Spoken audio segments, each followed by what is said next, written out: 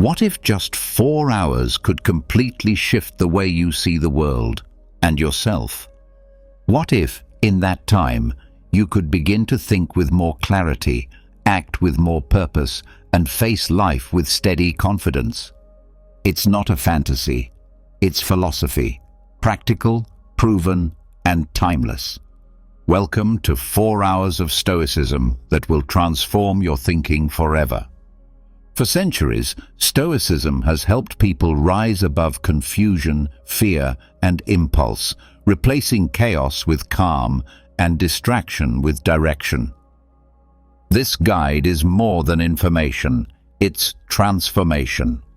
Over the next 4 hours, you'll explore the powerful Stoic ideas that challenge the way you think, strip away what doesn't matter, and bring you closer to the life you were meant to live. You'll learn how to face problems with wisdom, respond to emotions with strength, and think clearly in a noisy world. Ready to change the way you think and the way you live? Let's begin. Have you ever dreamed of a world where everything you desire becomes reality? A place where your goals, dreams, and aspirations aren't just possibilities, but tangible realities? You're in the right place. Today, we're going to discuss a secret that can help you achieve precisely that. It's not magic. It's not a trick.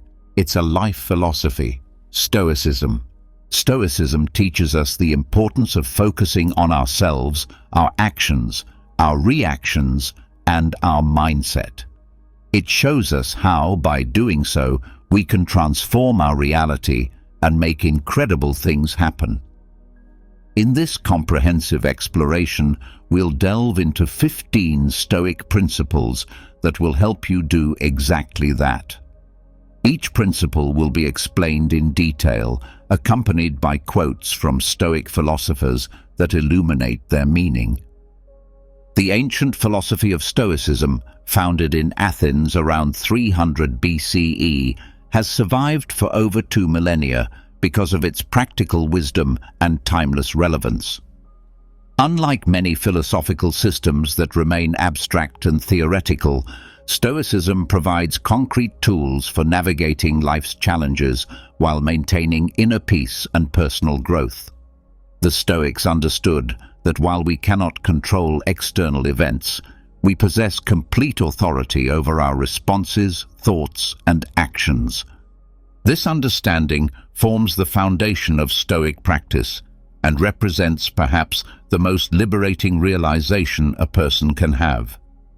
When we truly grasp that our happiness, peace, and fulfillment depend not on external circumstances, but on our internal responses, we become empowered to create the life we desire, regardless of what happens around us. The first transformative principle is ataraxia, which represents inner peace and tranquility.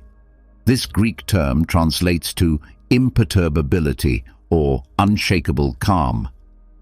The Stoics believed that true happiness isn't found in external pleasures or others' approval, but in the tranquility of the mind. Ataraxia is achieved by accepting the world as it is, without wishing things were different. It's understanding that we cannot control external events, only our reaction to them. By freeing ourselves from expectations and accepting reality, we can find inner peace. As the famous Stoic philosopher Epictetus said, "It's not things that upset us, but our opinions about things." This phrase reminds us that our inner peace depends on how we interpret and respond to life's events, not on the events themselves. Ataraxia, therefore, is a powerful key to focusing on yourself. By cultivating inner peace, you can free yourself from unnecessary worries and concentrate on what truly matters, your growth and personal development. The practice of ataraxia involves developing a deep acceptance of life's natural flow. This doesn't mean becoming passive or indifferent, but rather approaching challenges with equanimity and wisdom. When we stop fighting against reality and instead work with it, we discover an inner strength and peace that external circumstances cannot disturb. This state of mind allows us to make clearer decisions, respond more thoughtfully to difficulties, and maintain our composure even in the most challenging situations. The second principle, amor fati, translates to love your fate. This concept invites us to accept and love everything life brings us, both good and bad. Instead of resisting challenges or lamenting adversities, the Stoics teach us to embrace them as part of our path. Amor fati is the practice of seeing every event in our lives, even the most difficult ones, as necessary and beneficial for our growth. It's understanding that every experience, no matter how painful or challenging, has a purpose and can teach us valuable lessons.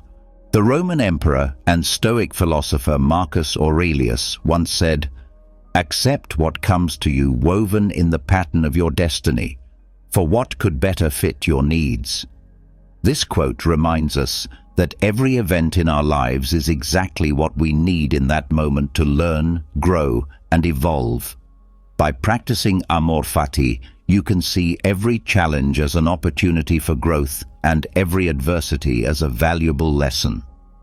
This perspective will allow you to focus on yourself and your personal development instead of getting trapped in resistance or resentment. Amor fati represents one of the most radical shifts in perspective that Stoicism offers. It asks us to move beyond mere acceptance to actual love and gratitude for our circumstances. This doesn't mean we become masochistic or seek out suffering, but rather that we recognize the growth potential in every situation. When we truly embrace amor fati, we transform from victims of circumstance into architects of our character, using every experience as raw material for becoming the person we aspire to be. The third principle is prosoche, which translates to mindfulness or attention. The Stoics emphasize the importance of living in the present and paying attention to our current actions and thoughts. Prosoche is the practice of being completely present in each moment, paying attention to our actions, thoughts, and emotions without judgment. It's the awareness that we only have control over our actions and reactions in the present, and that our attention should be focused on doing what's right here and now. Epictetus, one of the greatest Stoic philosophers, said, "Don't ask for things to happen as you wish, but wish for things as they happen, and you will be happy." This quote reminds us that we must accept reality as it is and focus our attention on our own actions and reactions. By practicing prosoche, you can learn to live in the present and focus on what you can control, your own actions and reactions. This mindfulness will allow you to focus on yourself and your personal development instead of worrying about what's outside your control. Prosoche involves developing a heightened awareness of our moment-to-moment experience. This includes noticing our automatic reactions, questioning our assumptions, and consciously choosing our responses rather than operating on autopilot. When we practice true mindfulness in the Stoic sense, we become active participants in our lives rather than passive observers, taking responsibility for our thoughts, emotions, and actions in each present moment. The fourth principle is eudaimonia, which translates to the good life or happiness. The Stoics believed that true happiness isn't found in ephemeral pleasures or accumulating wealth, but in living a life of virtue and purpose. Eudaimonia is achieved by living according to nature, which for the Stoics means living virtuously. It's understanding that our true happiness and satisfaction come from our own actions and character, not from external circumstances. As the famous Stoic philosopher Seneca said, "It is not the man who has too little, but the man who craves more, who is poor." This phrase reminds us that our true wealth and happiness depend on our character and actions, not on our material possessions. Eudaimonia, therefore, is a powerful key to focusing on yourself. By seeking the good life through virtue and purpose, you can find lasting and meaningful satisfaction. Eudaimonia in the Stoic context is fundamentally different from the modern concept of happiness as a feeling or emotion.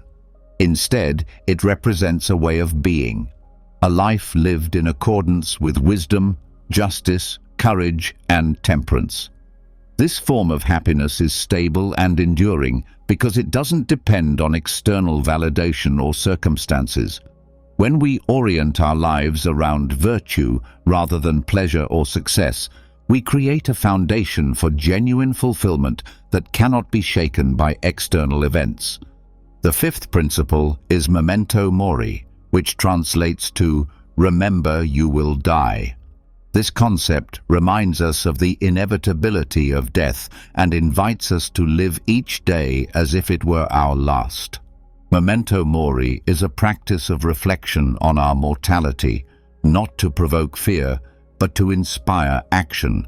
By remembering that our life is finite, we can appreciate each moment and live with greater purpose and intensity. Marcus Aurelius, the Roman emperor and Stoic philosopher, wrote in his Meditations, "Think of yourself as dead. You have lived your life. Now take what's left and live it properly."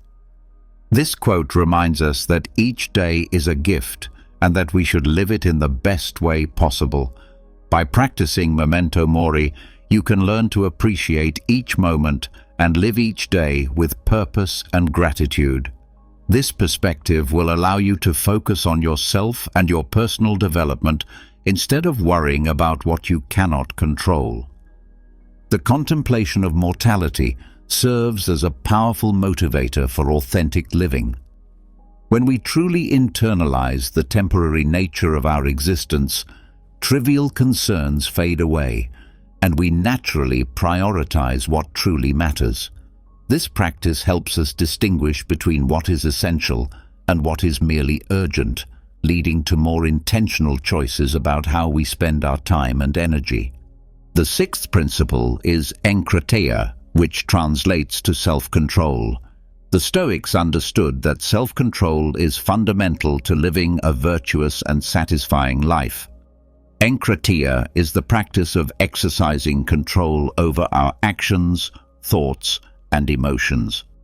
It's the ability to resist temptations and maintain composure in difficult situations. The Stoics believed that self-control allows us to live according to our values and principles rather than being dragged along by our passions or external circumstances. Epictetus, a famous Stoic philosopher, said, "Wealth is not secured by the abundance of things one possesses or by the abundance of pleasures, but by the absence of desire." This quote reminds us that true self-control isn't about suppressing our desires, but about freeing ourselves from them. By practicing enkrateia, you can learn to exercise control over your actions and emotions, which will allow you to focus on yourself and your personal development. Self-control in the Stoic sense isn't about rigid suppression or denial of natural human impulses. Instead, it's about developing the wisdom to distinguish between what serves our highest good and what merely provides temporary gratification. This form of self-mastery comes from understanding our values deeply and aligning our actions with them consistently, even when faced with immediate temptations or pressures. The seventh principle is affiliation, or the sense of belonging. The Stoics believed that we are all part of a larger community and that we have the responsibility to contribute to others' well-being. Affiliation is the practice of recognizing our connection with others and acting accordingly.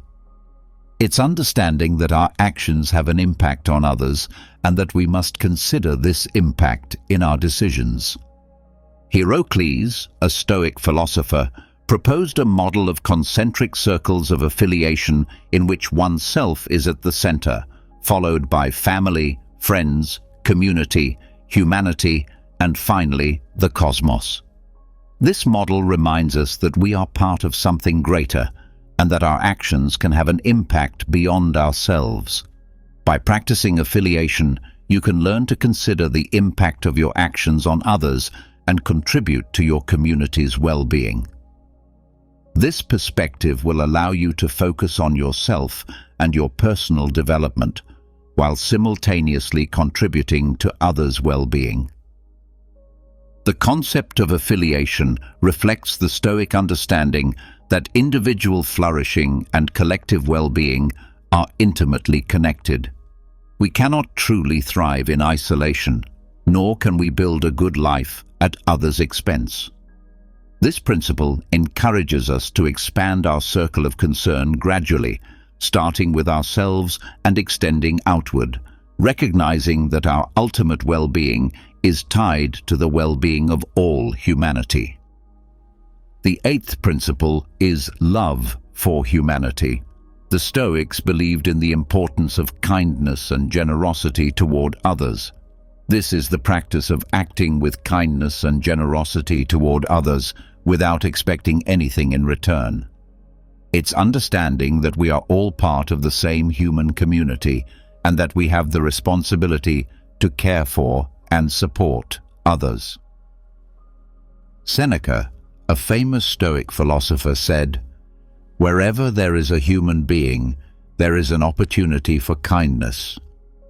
This quote reminds us that we always have the opportunity to act with kindness and generosity regardless of circumstances.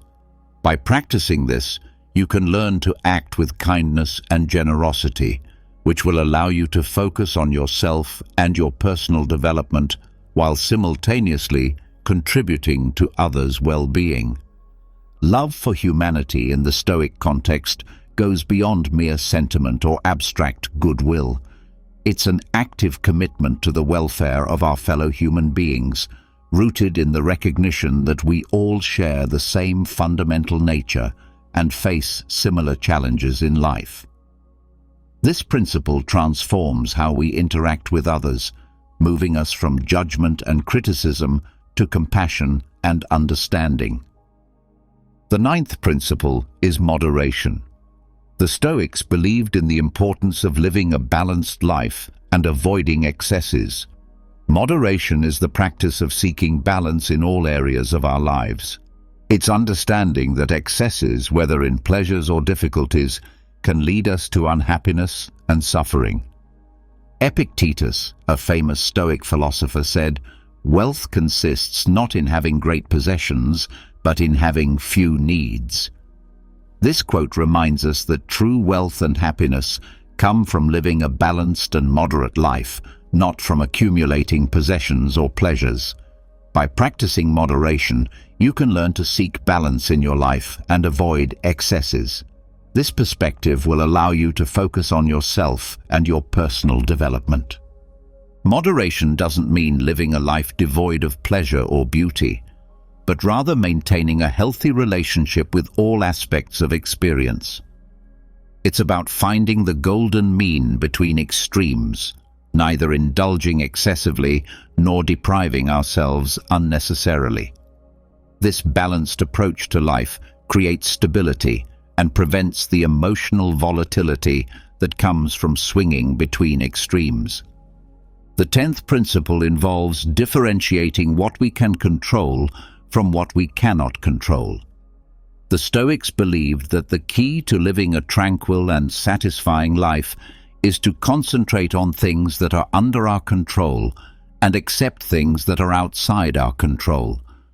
This is the practice of differentiating between our actions and thoughts that are under our control and external events that are outside our control. It's understanding that we cannot control what happens around us, but we can control how we respond to it. Epictetus, a famous Stoic philosopher, said, "It's not things that disturb us, but our opinions about things." This quote reminds us that our peace and happiness depend on how we interpret and respond to life's events, not on the events themselves. By practicing this differentiation, you can learn to concentrate on what you can control and accept what you cannot control. This perspective will allow you to focus on yourself and your personal development. This fundamental distinction forms the cornerstone of Stoic practice and represents perhaps the most practical wisdom the philosophy offers.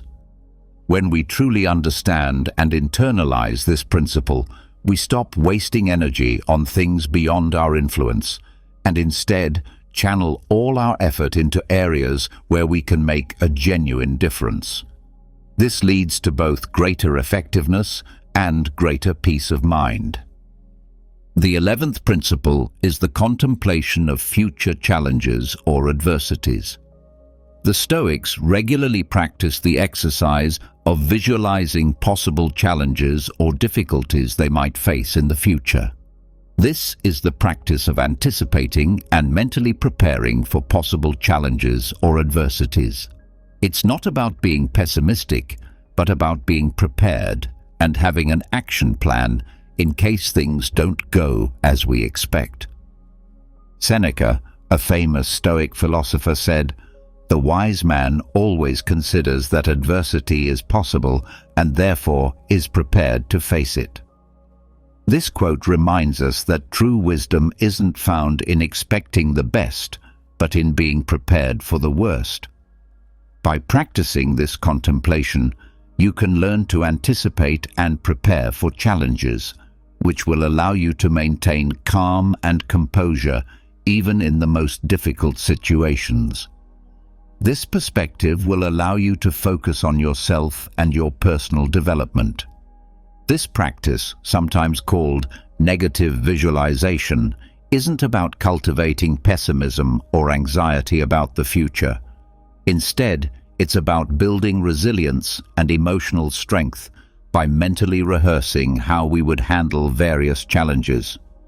By contemplating potential difficulties while we're in a calm state, we develop the psychological resources to handle them if they actually occur. The 12th principle is universal connection. The Stoics believe that we are all part of a greater whole and that we are intrinsically connected to the universe. This is the practice of recognizing our connection to the universe and acting accordingly.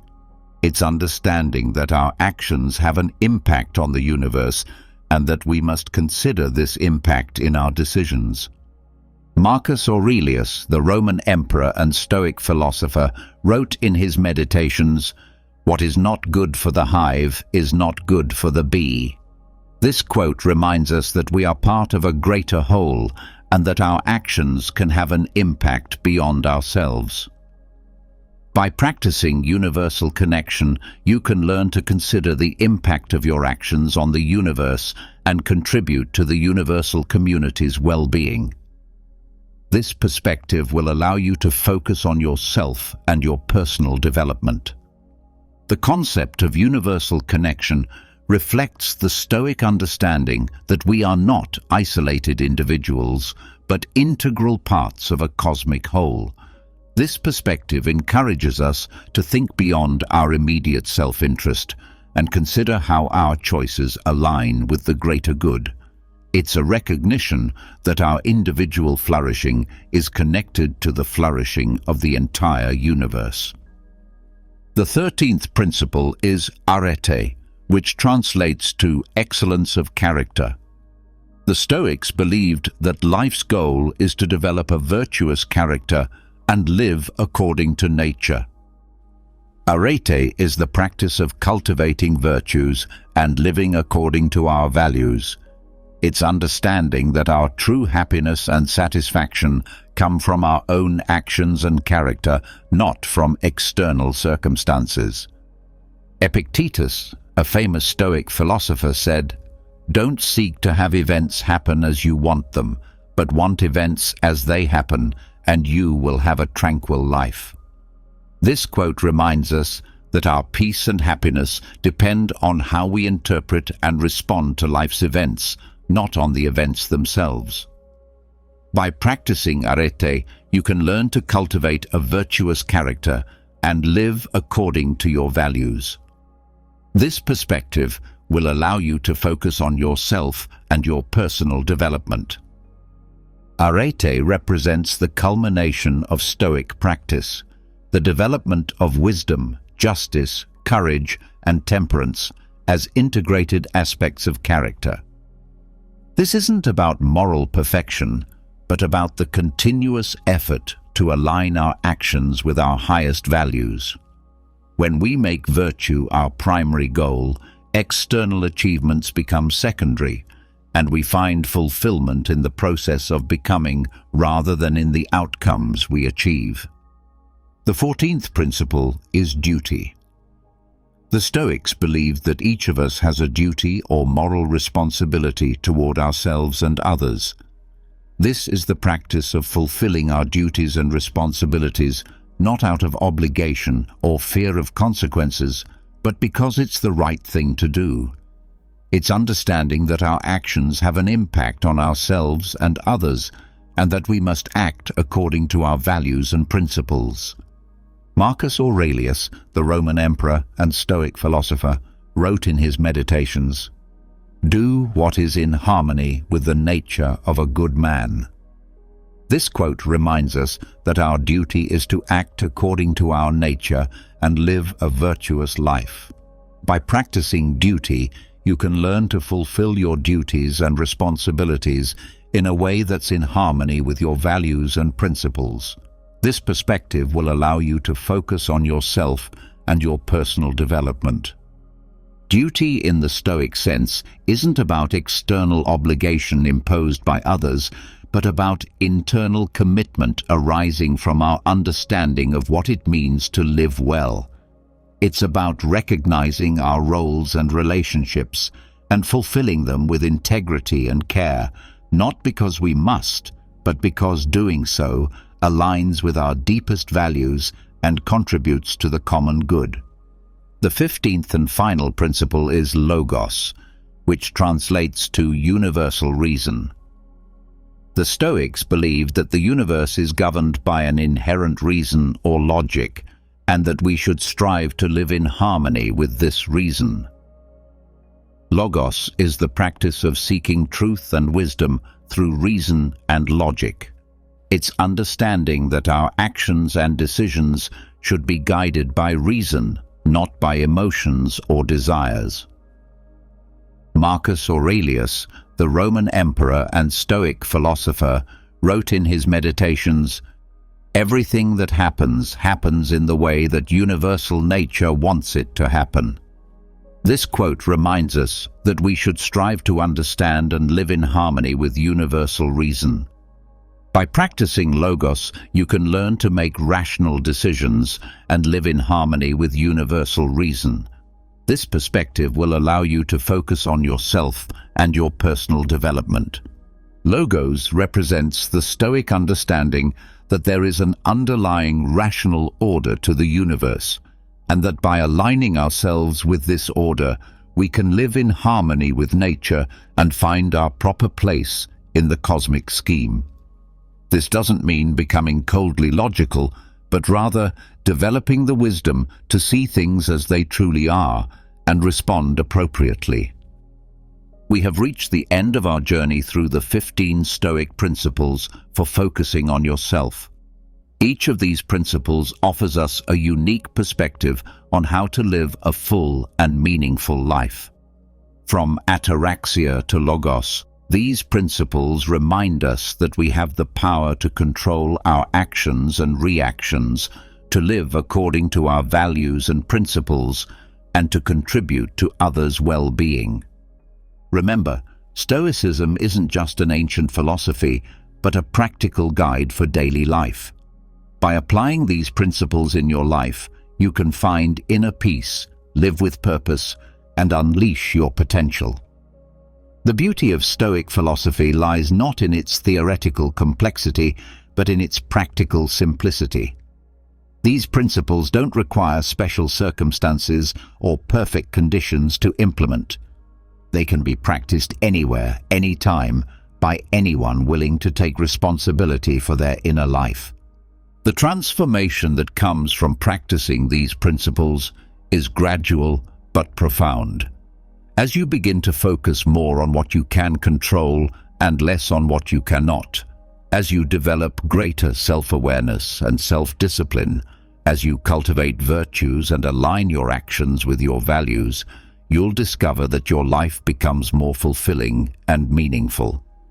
You'll find that external circumstances have less power to disturb your peace, and you'll develop the resilience to handle whatever challenges life presents.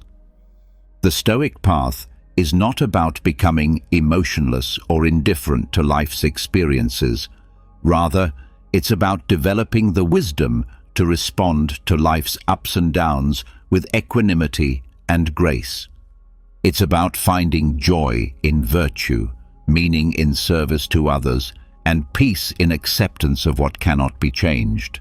Most importantly, it's about recognizing that happiness and fulfillment come not from getting what we want, but from wanting what we have and making the best of our circumstances. So are you ready to embark on this journey of self-discovery and personal growth?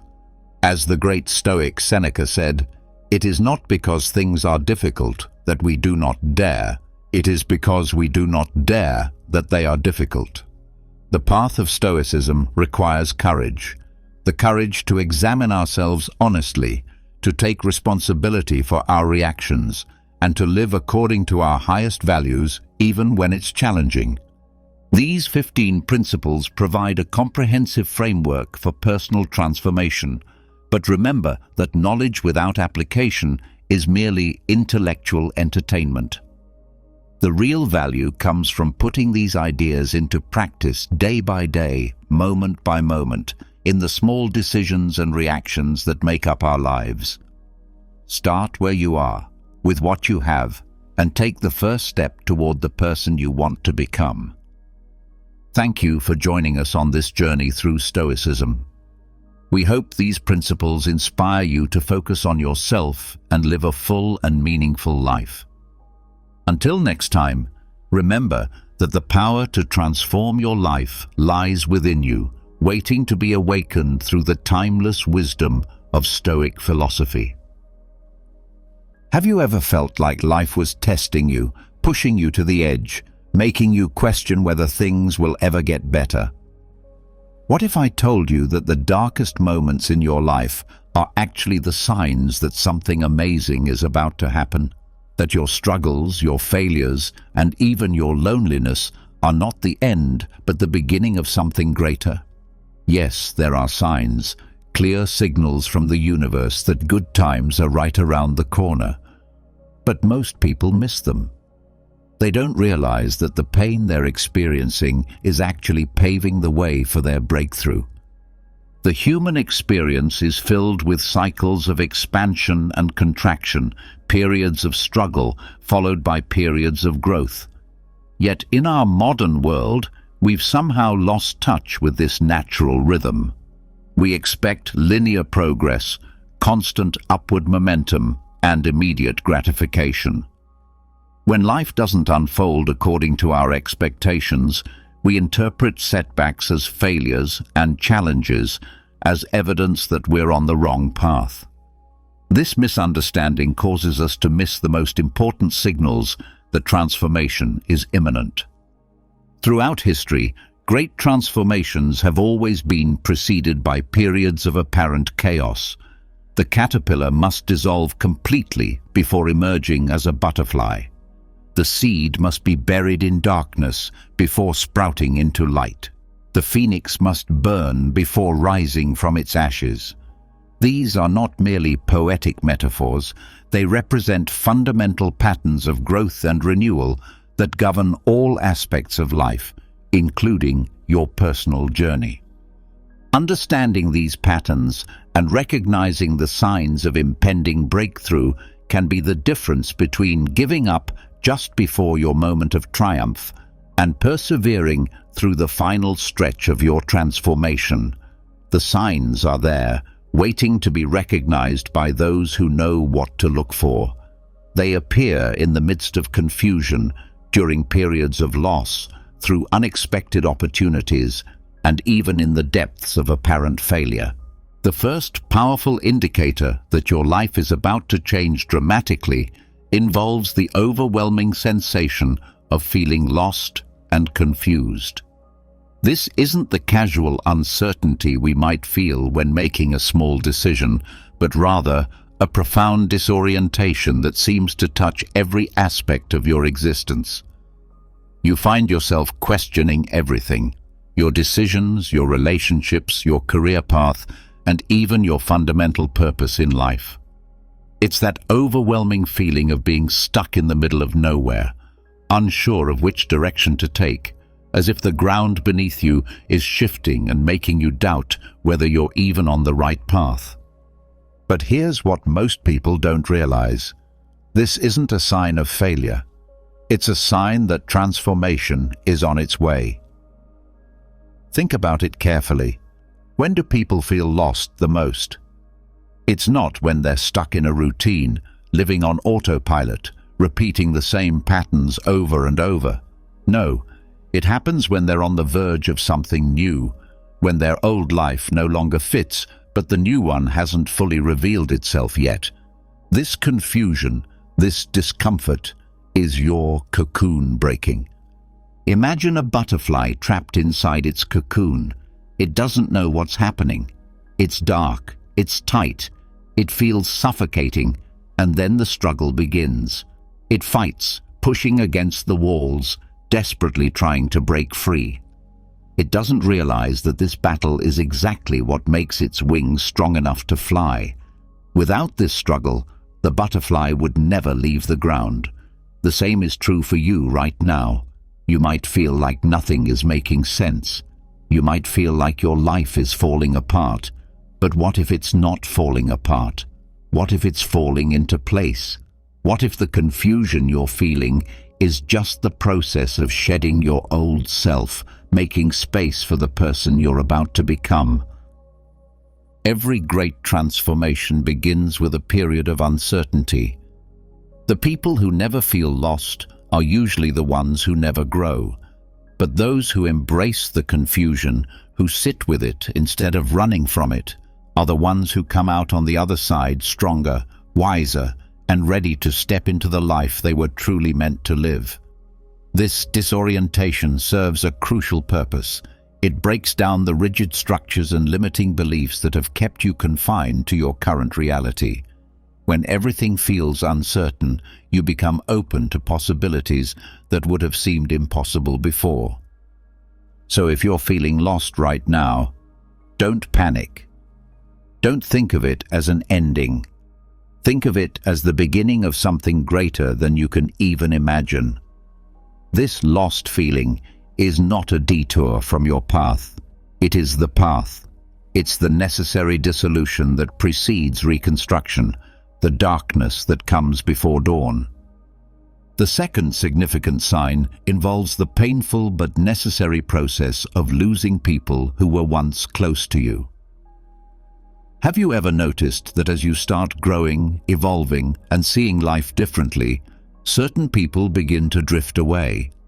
The friendships that once felt unbreakable start to fade. Conversations that used to flow effortlessly now feel forced and awkward. The people who once supported you suddenly seem distant, uninterested, or even resentful of your growth. It's painful, it's confusing, and worst of all, it can make you feel like you're the problem. But what if I told you this is one of the clearest signs that something big is about to change in your life? Here's the truth. When you're about to level up, not everyone is meant to come with you. You can't carry everyone into your next chapter because not everyone is meant to be part of your story's next phase. Some people were only meant to walk with you for a certain distance, to teach you something, to play a role in your past, but they were never meant to be in your future. Think of it like a rocket launching into space. At a certain altitude, the boosters fall away, not because they were useless, but because their purpose has been fulfilled. If they stayed attached, they would hold the rocket back from reaching its full potential. The same applies to life. The people you're losing, it's not an accident, it's alignment. Your energy is shifting, your vibration is changing, and you're naturally attracting and repelling different types of people based on your new frequency. But here's where most people go wrong. They cling to the past. They try to revive dead relationships, to hold on to people who have already shown that they're not meant to stay. And in doing so, they block the people who are meant to enter their lives. They spend so much energy trying to maintain connections that no longer serve them, that they have no space or energy left for the relationships that could truly transform their lives. This process of losing people often happens gradually, but sometimes it can feel sudden and dramatic.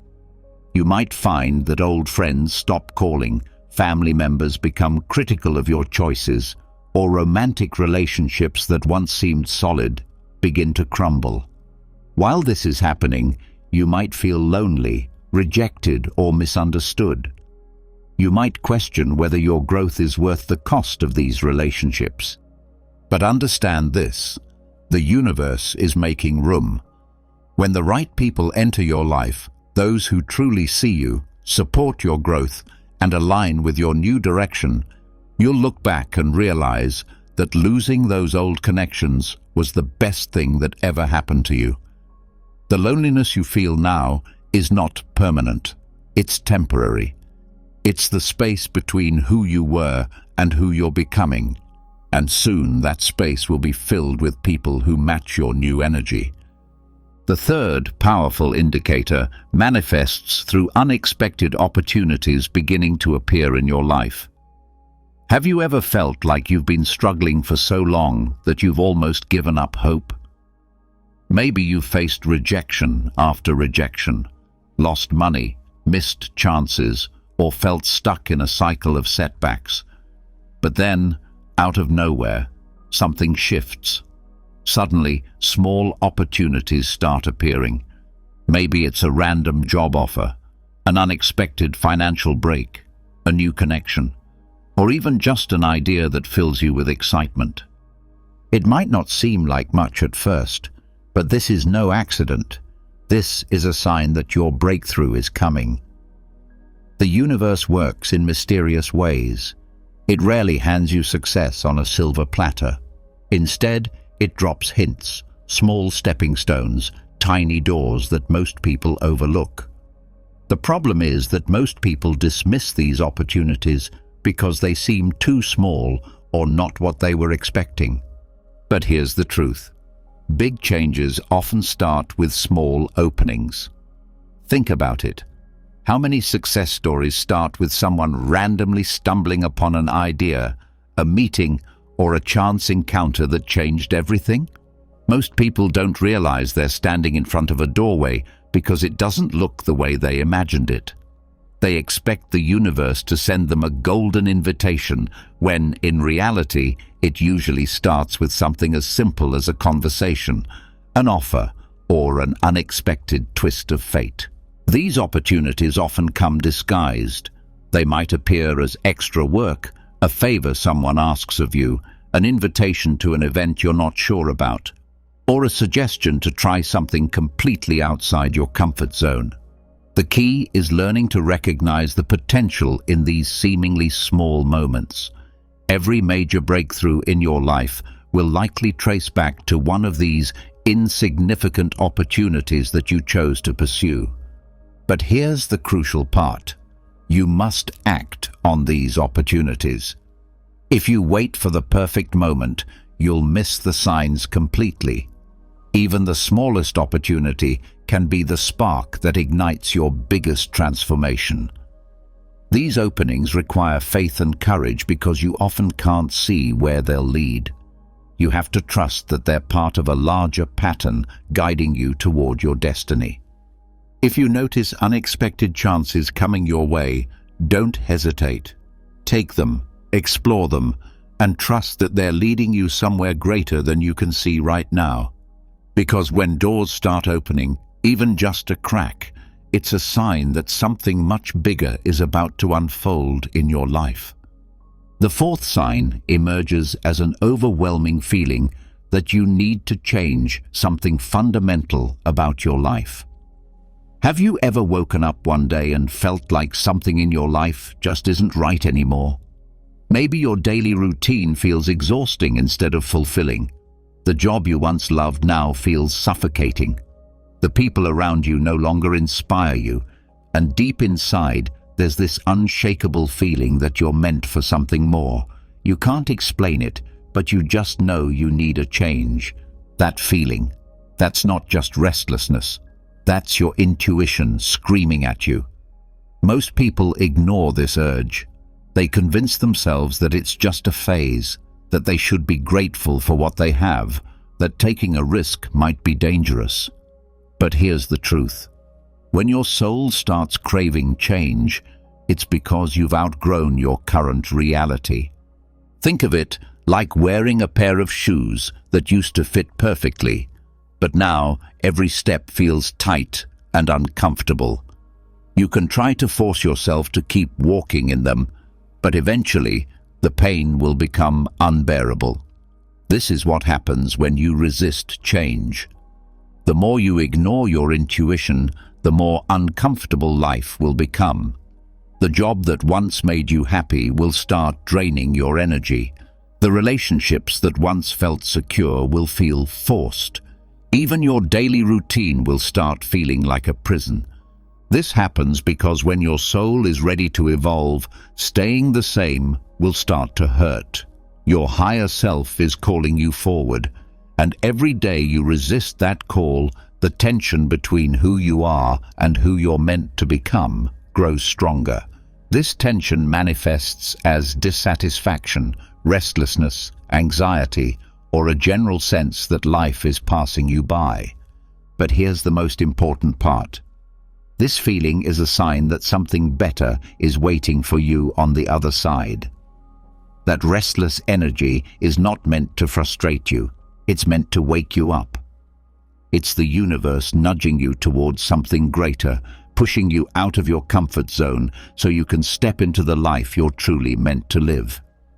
The changes you're being called to make might seem scary or impractical. They might require you to leave behind security, comfort, or the approval of others. But understand that this discomfort is purposeful. It's designed to make staying where you are more painful than taking the leap into the unknown. Your soul is using discomfort as a compass, pointing you in the direction of your growth. So, if you've been feeling this urge, don't silence it. Listen to it, honor it, act on it. Because the moment you start following that inner calling, you'll realize that it wasn't just a random feeling. It was your future self pulling you toward the life you were always meant to have. The fifth indicator reveals itself through an increased focus on self-improvement and personal development. Have you ever felt a sudden, unstoppable urge to improve yourself? Maybe you've started reading books you never cared about before. You're drawn to motivational content, life lessons, and success stories. You find yourself questioning old habits and replacing them with new, better ones. This isn't just a phase. This is your mind preparing you for the next level of your life. Most people don't wake up one day and suddenly want to improve themselves for no reason. That hunger for growth, that deep need to become better, is a sign that something big is about to shift in your life. It's like your subconscious already knows that new opportunities, new challenges, and new blessings are on the way, and it's getting you ready to handle them. Think about it. You wouldn't train for a marathon if you weren't about to run one. In the same way, you wouldn't suddenly crave knowledge, discipline, and self-improvement unless your future required you to level up. Your mindset is shifting because your reality is about to shift. The version of you that's coming needs to be sharper, stronger, and more prepared than ever before. This phase of intense self-improvement often feels almost compulsive. You might find yourself staying up late reading personal development books, listening to podcasts during every spare moment, or completely restructuring your daily routine to include new healthy habits.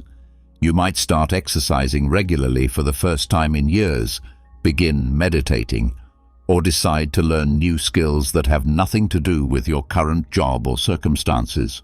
What's happening is that you're unconsciously preparing for opportunities and challenges that haven't manifested yet.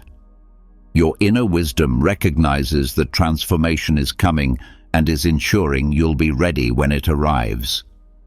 This preparation phase is crucial because the opportunities that are coming will require you to be a different person than you are today. But here's what most people don't realize. Self-improvement isn't random.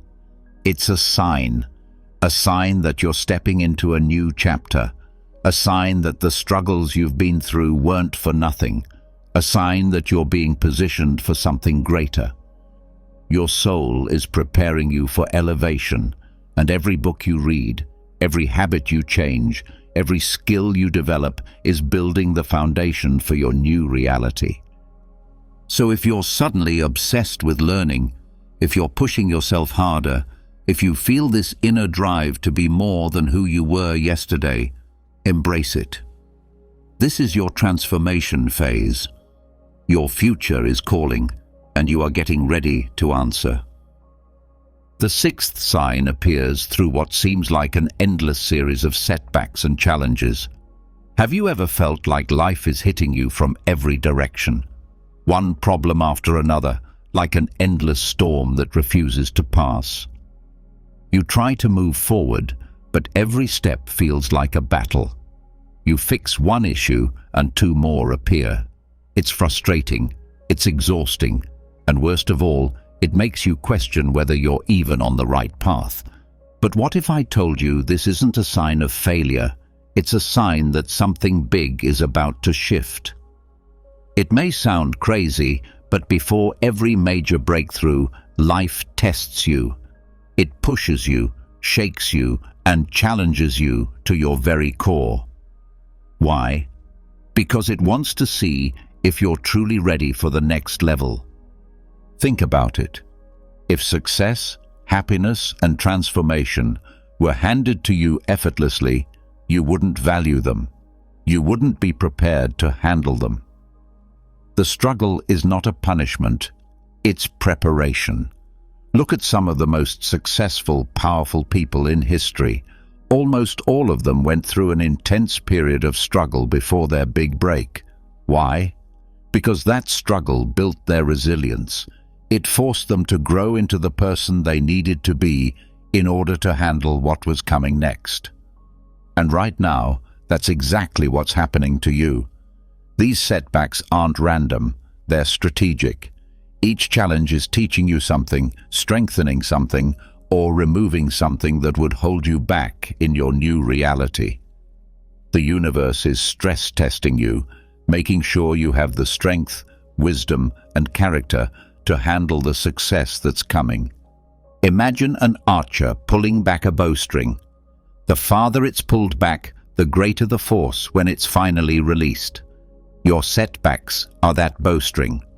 Every challenge, every delay, every failure is pulling you back, not to break you, but to launch you forward with unstoppable momentum. The further back you're pulled, the more powerful your eventual launch will be. These setbacks often intensify right before a breakthrough because the universe needs to clear away everything that doesn't align with your new path. Old patterns, limiting beliefs, toxic relationships, and outdated circumstances must be removed to make space for what's coming. Sometimes this removal process is gentle, but often it's dramatic and painful because we resist letting go of what we know, even when it no longer serves us. During this phase, you might lose money, face rejection, experience health challenges, or encounter one obstacle after another in your career or relationships. It can feel like everything is working against you, like you're cursed or destined for failure. But what's really happening is that you're being refined, strengthened, and prepared for a level of success you've never experienced before. So, if you feel like everything is going wrong, if you're drowning in setbacks, and nothing seems to be working, don't give up. It's not the end of your story, it's the turning point. Because when life pushes you to your limits, it's not trying to destroy you, it's trying to transform you. And if you hold on just a little longer, you'll see that everything was falling apart just so it could come together in a way you never expected. The seventh and perhaps most profound sign involves experiencing a deep sense of peace despite external chaos. This is the ultimate sign, the one that defies all logic. Your world might be falling apart. Finances are tight. Relationships are crumbling. Challenges are stacking up one after another. But strangely, you don't feel panic. Instead, deep inside, there's an unshakable sense of calm, a feeling that even though everything around you seems to be in chaos, something big is about to shift in your favor. This feeling is not an illusion. It's not denial. It's your soul recognizing the truth before your mind can fully grasp it. It's like standing in the eye of a storm. The winds are raging, destruction is all around. But right where you stand, there's silence, stillness, peace. That's because you are exactly where you need to be. Most people expect peace to come after things settle down, but those who are about to step into their breakthrough experience it before it happens. Why? Because your soul already knows the outcome. It senses that all the setbacks, all the struggles, all the losses weren't meant to break you. They were meant to align you with something greater. This inexplicable peace is different from the false calm that comes from denial or numbness. It's an active, aware tranquility that coexists with full acknowledgement of your challenges. You see the storm, you feel its effects, but you're not afraid of it. Instead, you have an inner knowing that this storm has a purpose and that it's clearing the path for something beautiful. Think about it. Have you ever seen someone going through the hardest time of their life, yet they carry themselves with a quiet strength? They're not broken, they're not bitter. They just know, deep down, that everything happening right now is part of a bigger plan. That kind of peace is not ordinary. That kind of peace is a sign. This profound calm often comes after you've been through enough challenges to know that you're stronger than you thought. You've survived things you didn't think you could survive, and that gives you confidence that you can handle whatever comes next. You begin to trust the process of life, even when you can't see where it's leading. When you reach this state, you stop fighting against your circumstances and start flowing with them. You maintain your effort and take appropriate action, but you're no longer attached to specific outcomes in the same desperate way. You understand that something bigger than your limited perspective is orchestrating events, and you trust that orchestration even when it's temporarily uncomfortable. So if you're feeling this strange, quiet confidence, even when everything on the outside looks uncertain, trust it. It means your breakthrough is closer than you think. It means the storm isn't here to destroy you, it's here to clear the path. And on the other side of this chaos, your good times are waiting. Understanding these 7 signs can transform how you navigate life's challenges. Instead of seeing difficulties as evidence of failure, you can recognize them as signals of impending transformation. Instead of fearing change, you can embrace it as evolution. Instead of feeling victimized by setbacks, you can see them as preparation for your breakthrough. The key is learning to trust the process even when you can't see the destination. Your transformation is happening whether you recognize it or not. But when you understand these signs, you can actively participate in your evolution instead of merely enduring it. You can make choices that align with where you're going rather than clinging to where you've been. Remember, every breakthrough looks like a breakdown before it's complete. Every butterfly was once a caterpillar that thought the world was ending. Every phoenix rises from what appears to be total destruction. Your current challenges are not evidence that you're on the wrong path. They're proof that you're on the right one. The universe doesn't make mistakes. If you're experiencing these signs, it's because you're ready for what's coming next, even if you don't feel ready. Trust the process, embrace the journey, and prepare yourself for the amazing transformation that's about to unfold in your life. Your breakthrough is not just possible, it's inevitable. Have you ever wondered what happens when you just disappear from someone's life? I'm not talking about pulling back slightly, I mean completely vanishing. No texts, no calls, no contact. What would they really feel when you're gone? In today's world where people constantly think they can take others for granted, let's flip the script. Disappear, and I promise their world will fall apart. If you've ever been in a relationship or situation where someone has gotten too comfortable with treating you like an option, this exploration is for you. We're diving deep into a powerful concept today: what they truly feel when you simply vanish from their life. We'll examine the intense emotional journey that unfolds when you disappear, and by the end, you'll understand why sometimes the most powerful thing you can do is walk away and never look back. The psychology behind human attachment and loss reveals fascinating truths about how we value what we have versus what we've lost. Most people operate under the assumption that their relationships and connections are permanent fixtures in their lives. They develop a sense of security around certain people, believing these individuals will always be available, always be there to provide comfort, validation, or simply familiarity. This assumption creates a dangerous complacency that leads to taking people for granted. When someone becomes too comfortable in a dynamic where they hold the power, where they know you'll always be there regardless of how they treat you, they unconsciously begin to devalue your presence. They start seeing you as a given rather than a gift. Your consistent availability becomes expected rather than appreciated. This is human nature at its most predictable. We tend to value scarcity and dismiss abundance, even when that abundance comes in the form of genuine care and affection from another person. The moment you remove yourself from this equation, everything changes. Suddenly, the person who took you for granted is forced to confront a reality they never prepared for: life without you. This confrontation triggers a cascade of emotional responses that can be both intense and transformative, not just for them, but for your own understanding of your worth and power in relationships.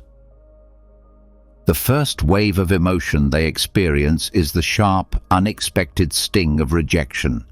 This is where it all begins. They never expected you to vanish, not really. In their mind, you were always going to be there. You were the one who put in the effort, the one who made the plans, the one who cared. You were the person they could rely on, until suddenly, you weren't. When you disappear, it's like hitting them with a brick they never saw coming. You've probably heard the saying, "You never know what you have until it's gone." And that's exactly what happens when you vanish. But let me make this clear. When you remove yourself from their life, it's not just about the physical absence. It's about pulling away everything that you represented: the comfort, the validation, the constant availability. They feel rejected, but it's not a surface-level rejection. It's a deep, personal sting because for the first time, they realize they don't have control over you. People don't like to admit it, but when they know someone will always be around, they start treating them like a safety net. You become an option, not a priority. When you vanish, you snatch that safety net right out from under them, and that's when the panic sets in. It's like free falling. They thought they could take you for granted, and suddenly they're left wondering how this happened, how they lost control of a situation they thought they had mastered.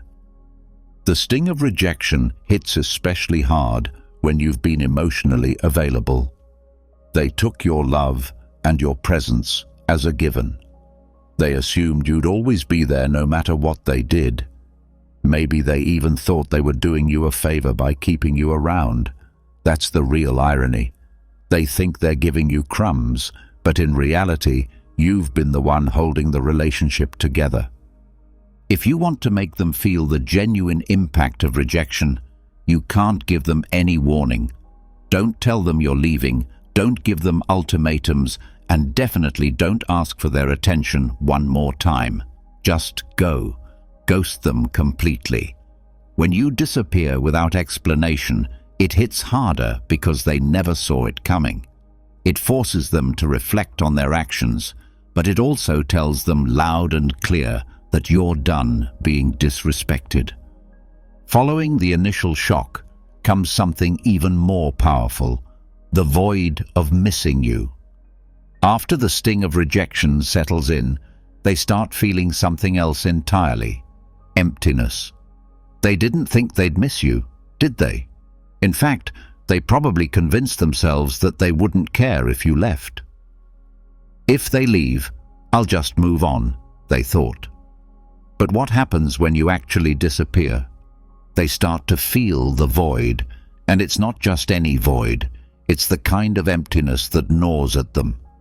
They go through their day doing the same things they've always done, but something is missing. That's when they realize you were the one who added meaning to their life. You brought the energy, the warmth, the emotional stability, and now, without you, everything feels bland. When someone takes you for granted, they assume you're just part of the background. They assume that the dynamic between the two of you is replaceable. But here's the truth. No one else brings what you did to their life. They might try to fill the void with someone else, but it's never the same. You brought a unique energy, one that made their life easier, more enjoyable, more fulfilling. The void grows bigger with every passing day. Maybe they thought they could distract themselves with someone new or with their friends. Maybe they thought they could focus on work or throw themselves into hobbies to get over you. But guess what? That void stays there, reminding them of what they've lost. It's a constant presence, eating away at them because they never thought they'd feel this way about you. Here's the irony. They didn't appreciate you when they had you. They thought they could do better, or maybe they thought you'd always be around. But the second you leave, everything changes. They start missing the little things, the conversations, the laughs, the way you made them feel understood. It's the small, everyday moments that they suddenly crave, but you're not there to provide them anymore. The void deepens because they begin to understand that losing you wasn't just about losing a person, it was about losing a feeling, a sense of security, a source of positive energy that they had unconsciously come to depend on. They realized that your presence had been filling spaces in their life they didn't even know existed until those spaces became glaringly empty. As the void intensifies, overwhelming curiosity takes hold. By this point, they're deep in the emptiness and they start to get desperate. Curiosity kicks in, and it's overwhelming. The big question in their mind now is, where are they? What are they doing? Who are they with? They become obsessed with knowing what's going on in your life because they no longer have access to you. You're a mystery, And nothing is more unsettling than not knowing what's going on with someone who was once so close. In the age of social media, this stage is even more intense. They'll be checking your Instagram, Facebook, TikTok, every platform, just to get a glimpse of what you're up to. But here's the kicker. You're not giving them anything. You've gone dark. No updates, no stories, no posts, nothing. And it drives them crazy. Why? Because human beings hate the unknown. The moment you vanish, their mind starts running wild with questions. This is where their insecurity kicks in. They start wondering if you've moved on. Are they seeing someone else? Are they better off without me? They can't handle not knowing, so they become fixated on trying to find answers. This is when they might even reach out to mutual friends, trying to get information about you.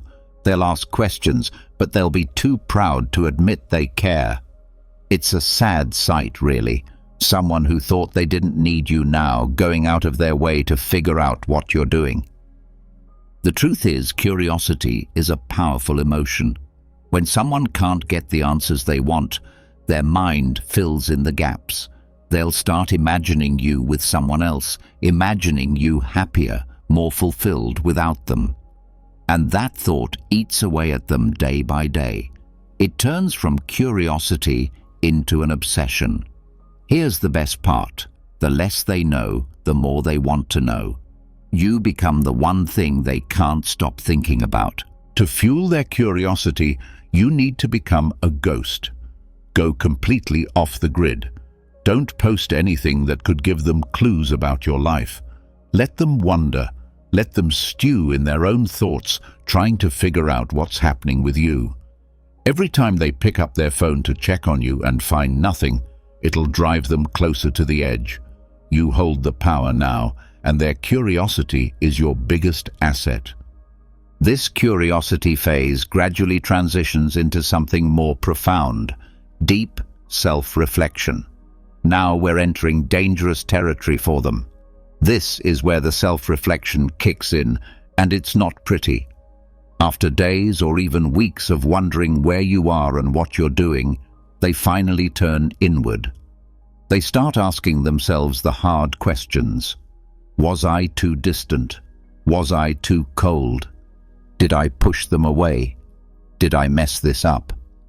The regret starts creeping in, and it's a bitter pill to swallow. Here's the reality. People don't like to admit when they've made mistakes. It's human nature. But when you disappear, you force them to confront those mistakes head-on. Without you there to reassure them or smooth things over, they're left to face their own behavior, and it's not a fun experience. They start replaying every interaction in their mind, questioning whether they could have done something differently. They remember the times they ignored your texts, the times they brushed off your feelings, the times they made you feel like you were an afterthought. And it hits them hard because deep down, they know they had a good thing going, but that they took it for granted. Now they're stuck with their own thoughts, and those thoughts are brutal. This stage is especially powerful because it's internal. They can't blame you anymore. You're not around to argue with or to make excuses to. The only person they can blame is themselves, and that's a tough pill to swallow.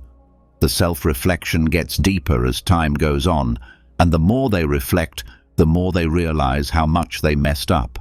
The guilt builds, and they start wishing they could go back in time and do things differently, but it's too late for that now. During this stage, it's crucial that you don't reach out. Don't try to explain why you left or make them see the error of their ways. Let them figure it out on their own. Self-reflection is most powerful when it happens internally. The more time they spend reflecting, the more they'll realize that they were the reason things went wrong. Let them sit with that guilt. It's a valuable lesson they need to learn. As the self-reflection deepens, something significant shifts inside them, the urge to pursue you. Now that they've spent enough time questioning themselves, They go from self-doubt to wanting you back. The tables have turned completely. You were once the one who put in all the effort, who cared, who pursued. But now it's their turn. The urge to pursue you becomes overwhelming. They can't stop thinking about you, can't stop wanting to reach out, can't stop wondering if it's too late to make things right. They'll start sending those "I've been thinking about you" texts.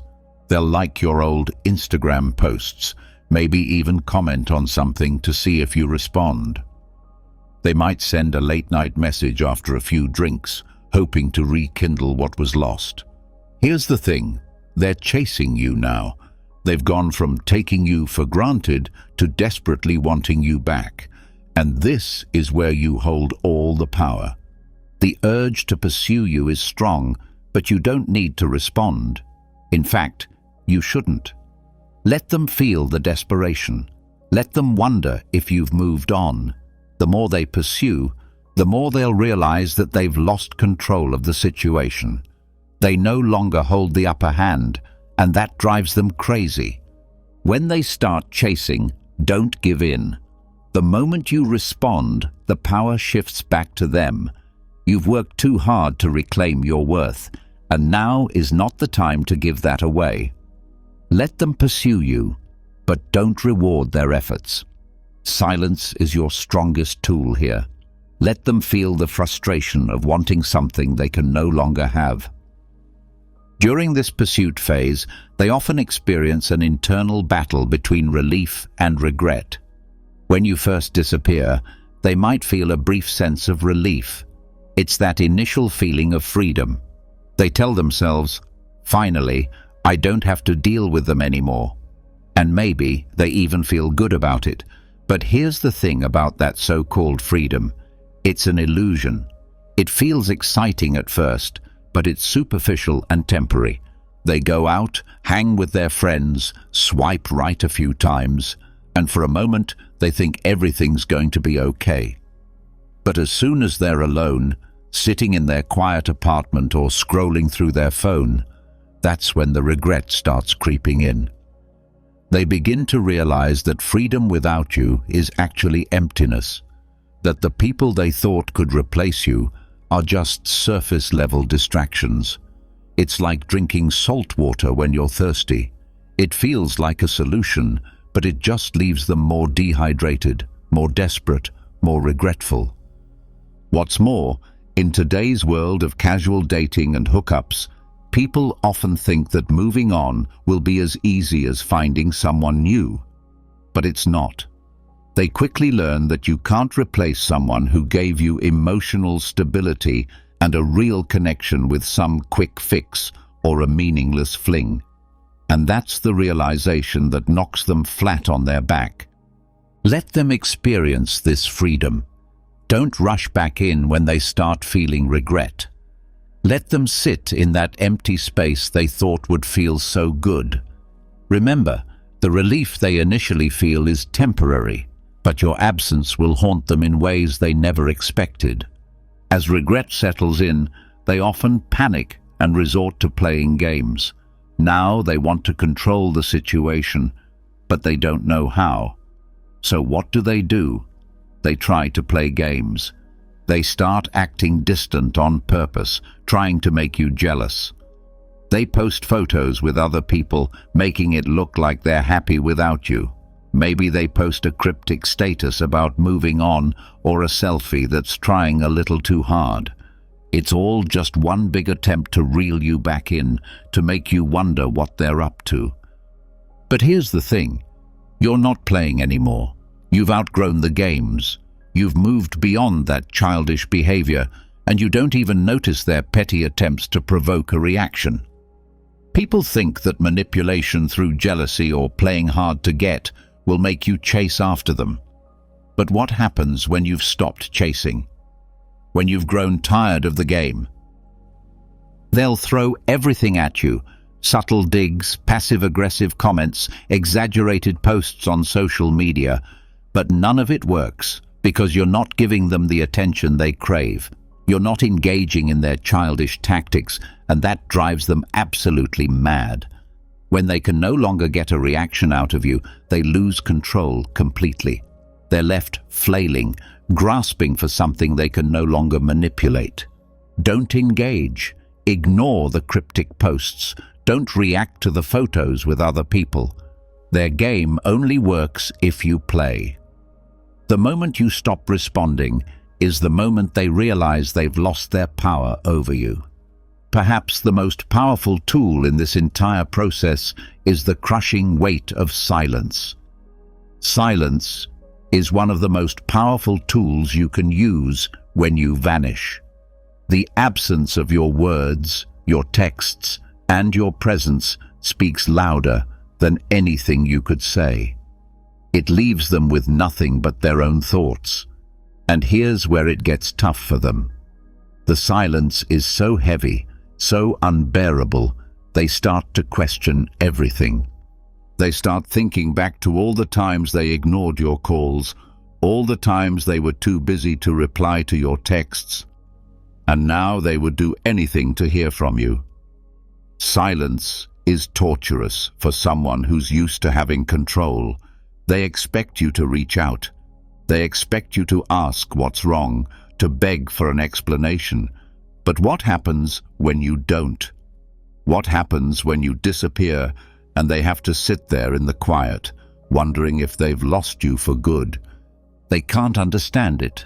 Every minute without a word from you feels like a year, and the longer it goes, the more anxious they become. We live in a world of constant communication, texts, calls, notifications, instant gratification. Everyone expects an immediate response. When you don't give them that, they spiral. They're used to the noise of a relationship, the back and forth, even the arguments. But silence is deafening. Let your silence be your power. Don't break it. Don't explain yourself. Let them feel the weight of their own actions through the absence of your words. They'll soon realize that losing access to you is far worse than any argument you could have had. All of these emotional stages culminate in the most powerful reaction of all, the fear that brings them crawling back. This is where it all comes crashing down. Fear. This is the part they never thought would happen, the part where they're actually scared of losing you. For a long time, they were comfortable. They thought you'd always be there. They took your presence for granted, thinking you were the one who'd stick around no matter what. But now you're gone, and they're terrified. The fear hits them harder than anything else. They start to think, what if I lost them for good? What if they've moved on to someone else? The idea of you being with someone new consumes their mind. They'll picture you laughing with someone else, making memories with someone else, and the thought of it makes them sick to their stomach. They're no longer worried about their pride, their ego, or playing it cool. Now all they can think about is getting you back. This fear drives them to do things they swore they'd never do. They'll reach out, they'll apologize, they'll beg. Maybe they send long messages explaining how they didn't appreciate you before, but now they realize how much you meant. Maybe they show up at your door unannounced, hoping for a second chance. Whatever they do, it's motivated by one thing, the overwhelming fear that they've lost you forever. But here's the truth. By the time they feel that fear, you're already gone. You've moved on. You've found your strength, your independence, and you don't need them anymore. Their fear is real, but it's too late. When they come crawling back, don't give them a second chance just because they're afraid. Let them face the consequences of their actions. You've already moved on, and they need to learn that you're not an option to be taken for granted. The final and perhaps most important realization comes with your own emotional independence. This is where everything comes full circle. The realization of your own emotional independence. When you disappear, you're not just walking away from them, you're walking toward your own freedom, your own emotional clarity, your own peace. In many relationships, we get so caught up in making the other person happy, proving our worth, that we forget about our own needs. We forget that we have the power to choose, to walk away, to demand better for ourselves. But once you've vanished, once you've reclaimed your space, you start to see things clearly.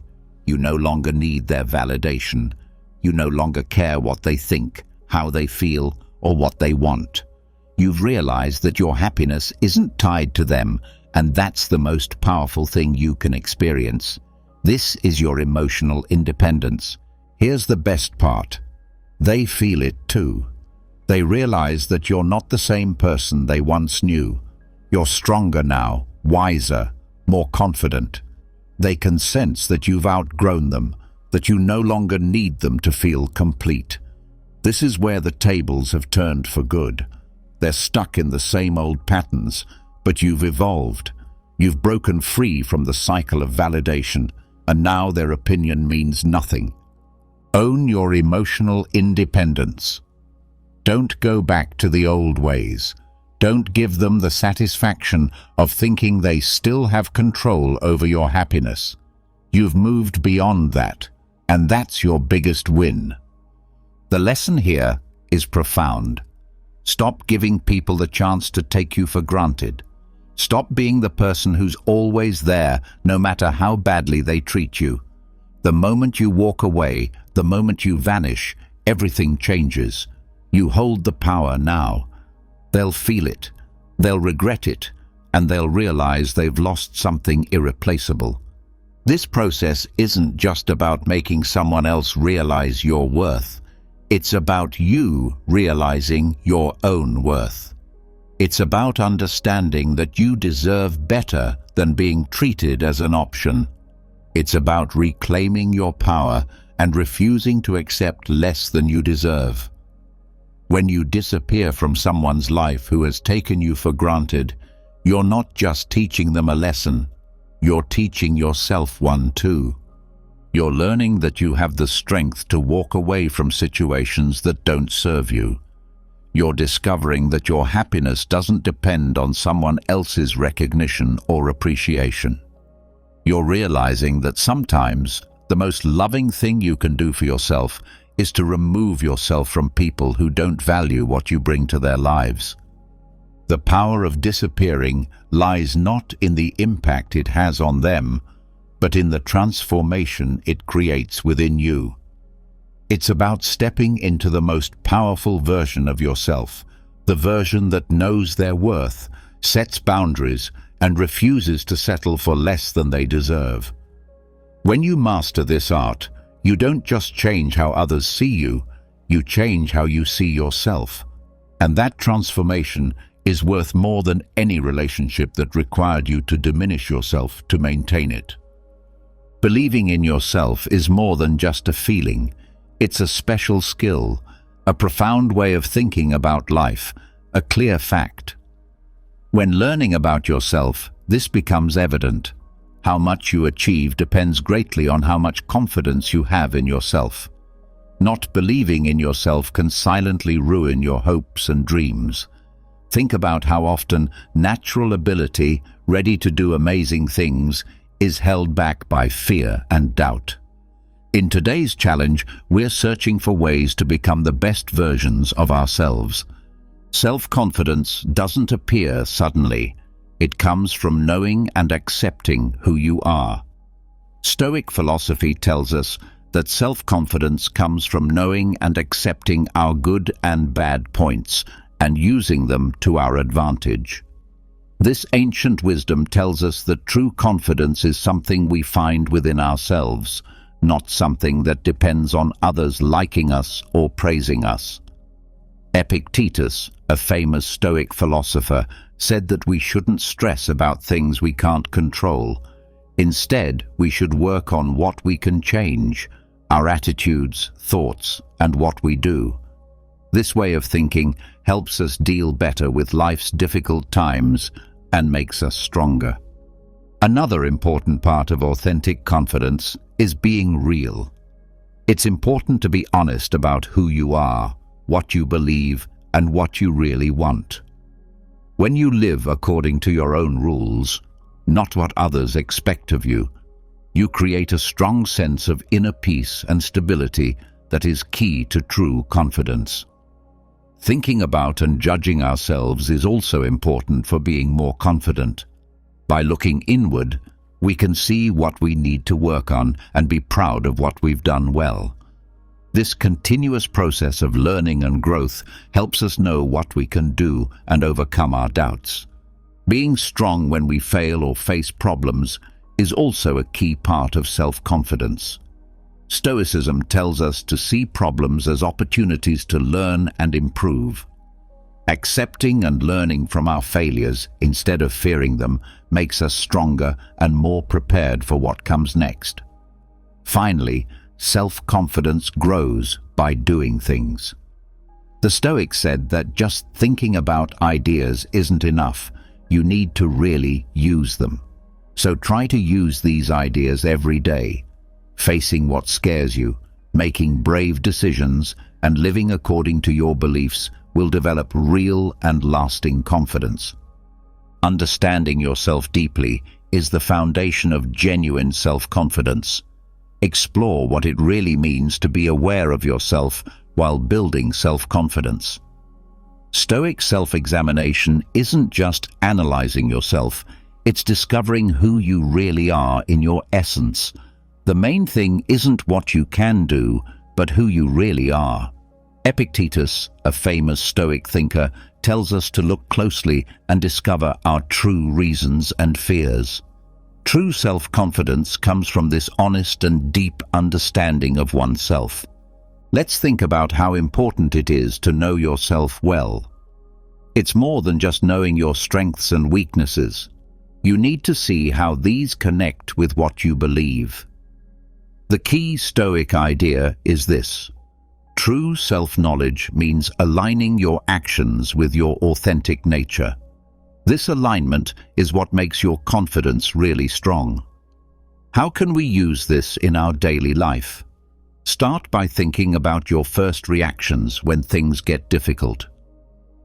Ask yourself, am I reacting quickly or am I acting according to what I really believe? Self-confidence grows from these everyday choices where you act not because you're afraid or want something, but because you know yourself and are honest. Think before reacting. Stop for a moment and ask yourself, is this really me and what I believe? Every time you make a thoughtful choice, you're not only building your confidence, but also being true to yourself. Remember, becoming confident begins with a basic but solid step: understanding yourself. This takes time, patience, and most importantly, being honest with yourself. On this journey, you'll face hard truths, but you'll also discover strengths and abilities you didn't know you had. Learning about yourself requires understanding that it's okay not to know everything and to feel vulnerable sometimes. Being okay with not being sure and knowing your limits is important for growing as a person. This kind of acceptance frees you to try new things and leads to experiences that can change how you see yourself and the world. Another key part of knowing yourself is understanding how strong your thoughts and beliefs are. The way you understand what happens, how you talk to yourself, and what you believe about yourself and your abilities really affects your confidence. If you start having positive internal dialogue and question the doubts you have about yourself, you can begin to change how you think about yourself. Being aware of yourself also means recognizing and appreciating your feelings. Emotions tell you a lot about what really matters to you and what scares you. If you listen to your feelings and understand why you feel them, you can learn a lot about what motivates you and what you really desire. Ultimately, understanding yourself leads to being genuine, sticking to your values, and always being yourself. This isn't always easy. especially when others expect you to act a certain way. However, by being true to yourself, you grow more confident and create stronger and more honest connections with others. In summary, understanding yourself is key to building strong confidence. As you begin to learn more about yourself, you not only improve at understanding who you are, but also at getting along with others and seeing the world in a new way. Every step you take in this process helps you become a better version of yourself. The Stoic principle of focusing on what you can control while accepting what you cannot is fundamental to developing lasting confidence. This isn't about giving up, but about accepting things as they are. Epictetus, a famous Stoic thinker, says that what really counts isn't what happens to us, but how we respond to it. Being okay with what you can't do requires courage. You can't control everything in life, like what others do or what has already happened. When you accept these limits, you have more energy and focus to spend on what you can change, your own actions, responses, and choices. To build your inner strength through acceptance, first observe your daily activities. Notice when you feel upset and feel like you can't do anything. Ask yourself, am I trying to control something that's outside my control? By focusing on the things you can really change, your inner will becomes stronger. This makes you more resistant, adaptable, and confident. In the end, true self-confidence comes from deeply understanding what you can and cannot control. When you accept what you can't change and work on what you can, you not only become stronger and more adaptable, but also develop a calm that demonstrates true confidence. This is Epictetus's wisdom. Be okay with what you can't change and change what you can. This way of thinking helps you live with more inner tranquility. When you accept things you can't control and stop stressing about needing to control everything, you feel more at peace. This calm helps you pay more attention to what you do and how you can do it better. It makes you better at dealing with difficult situations. Additionally, accepting things isn't about doing nothing. It's really about understanding that some things are simply outside our hands. This makes us pay more attention to what we're good at and what we can do. Having this mindset makes us feel more in control and independent. It shows us that although we can't control everything in life, we can always choose how we respond to life. In real life, this could mean letting go of past anger or worries about what's coming. Understanding that we can't redo the past or know the future, but we can improve our life now by what we do today. Also, being kind to yourself, especially when things go wrong, is key to gaining confidence. Knowing that everyone makes mistakes, and that's how we learn, keeps you thinking clearly and helps you keep moving forward with purpose. In the end, accepting things helps you live more honestly. When you stop trying to control what you can't, you have more energy to live according to what you believe and follow what you really love. This makes life more full and rewarding, and confidence grows naturally by living with honesty and a clear objective. Being okay with things you can't change and working on things you can is an excellent way to become more confident. It shows you to pay attention to what you do and be at peace, knowing that you can't control everything, but you can control how you react. This way, you not only grow in confidence, but also in wisdom and calm, which leads to a richer and more meaningful life. Focusing well means paying attention to what's really important and ignoring the rest. Stoic thinking tells us that how good our life is depends a lot on what we focus on. It's about choosing wisely, deciding what deserves our energy and what doesn't. As Marcus Aurelius said, our life is shaped by our thoughts. Paying attention to what's really important requires regular practice and self-control. With so many distractions around us, maintaining focus is difficult. This is where Stoic methods really help. By teaching your mind to overlook unnecessary things, you become better at focusing on your real goals and dreams. To get away from distractions, first figure out what's capturing your attention. Things like social media, worrying too much, or trying to make everyone happy.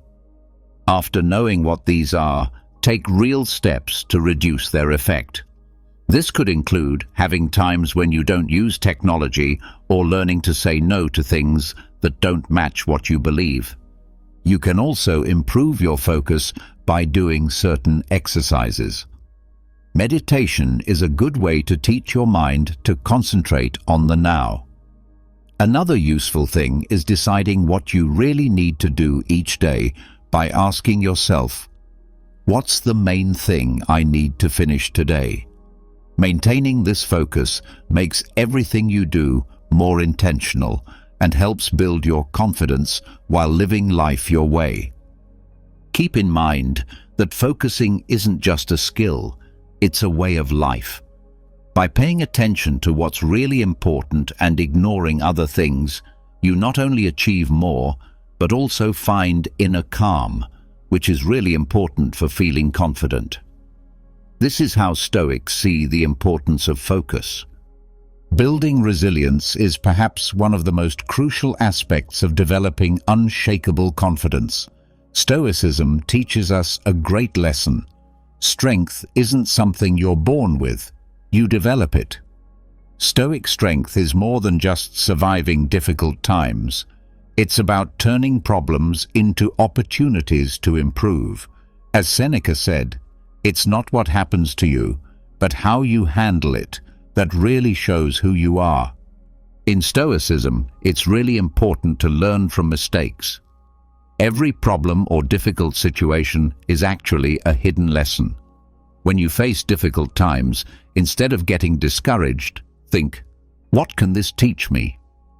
Thinking this way turns every mistake into a step toward improvement and helps you be stronger when things are difficult. Being resilient really means practicing Stoic strength. You don't run or get scared of challenges, you face them head-on. Every time you overcome a problem or face a fear, you become stronger and more confident. Keep in mind that being resilient isn't just getting through difficult times. It's about learning to make the best of them. Using resilience every day can look different. It could be doing work you've been putting off or dealing with something big like overcoming a loss. In each situation, think like a Stoic. It's not what happens that's important, but how you handle it. So when you encounter difficult times, face them with confidence, understanding that every difficult situation is an opportunity to improve and strengthen yourself.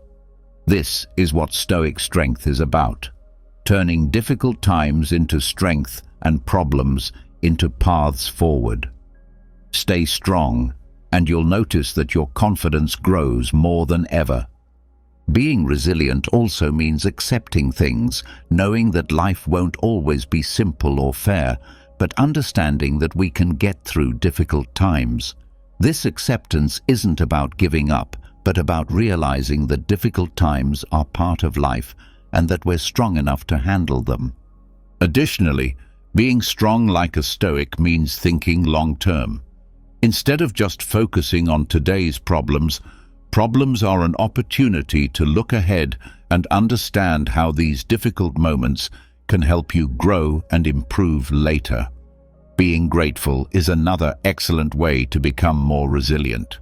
When you think about what you have instead of what you lack, you can stay positive even when things are difficult. This gratitude helps you see problems differently, as opportunities to learn and improve. Strength becomes stronger with help from others and being part of a community. When you're surrounded by people who support and understand you, it's really helpful during difficult moments. These connections not only make you feel better, but also remind you that you're not facing challenges completely alone. Ultimately, practicing Stoic strength is a commitment to keep growing. It means seeing every experience, whether happy or difficult, as a learning opportunity about yourself and everything around you. This attitude helps you welcome life's ups and downs, trusting that you can handle and succeed despite any obstacle. In summary, Stoic strength is an excellent way to navigate life. It teaches us to face difficult times, learn from them, and use them to grow and become more confident. By being resilient, we not only overcome difficulties, but also become stronger, smarter, and more sure of ourselves. While trying to be confident, it's easy to start acting with too much pride, but true confidence doesn't need to be arrogant.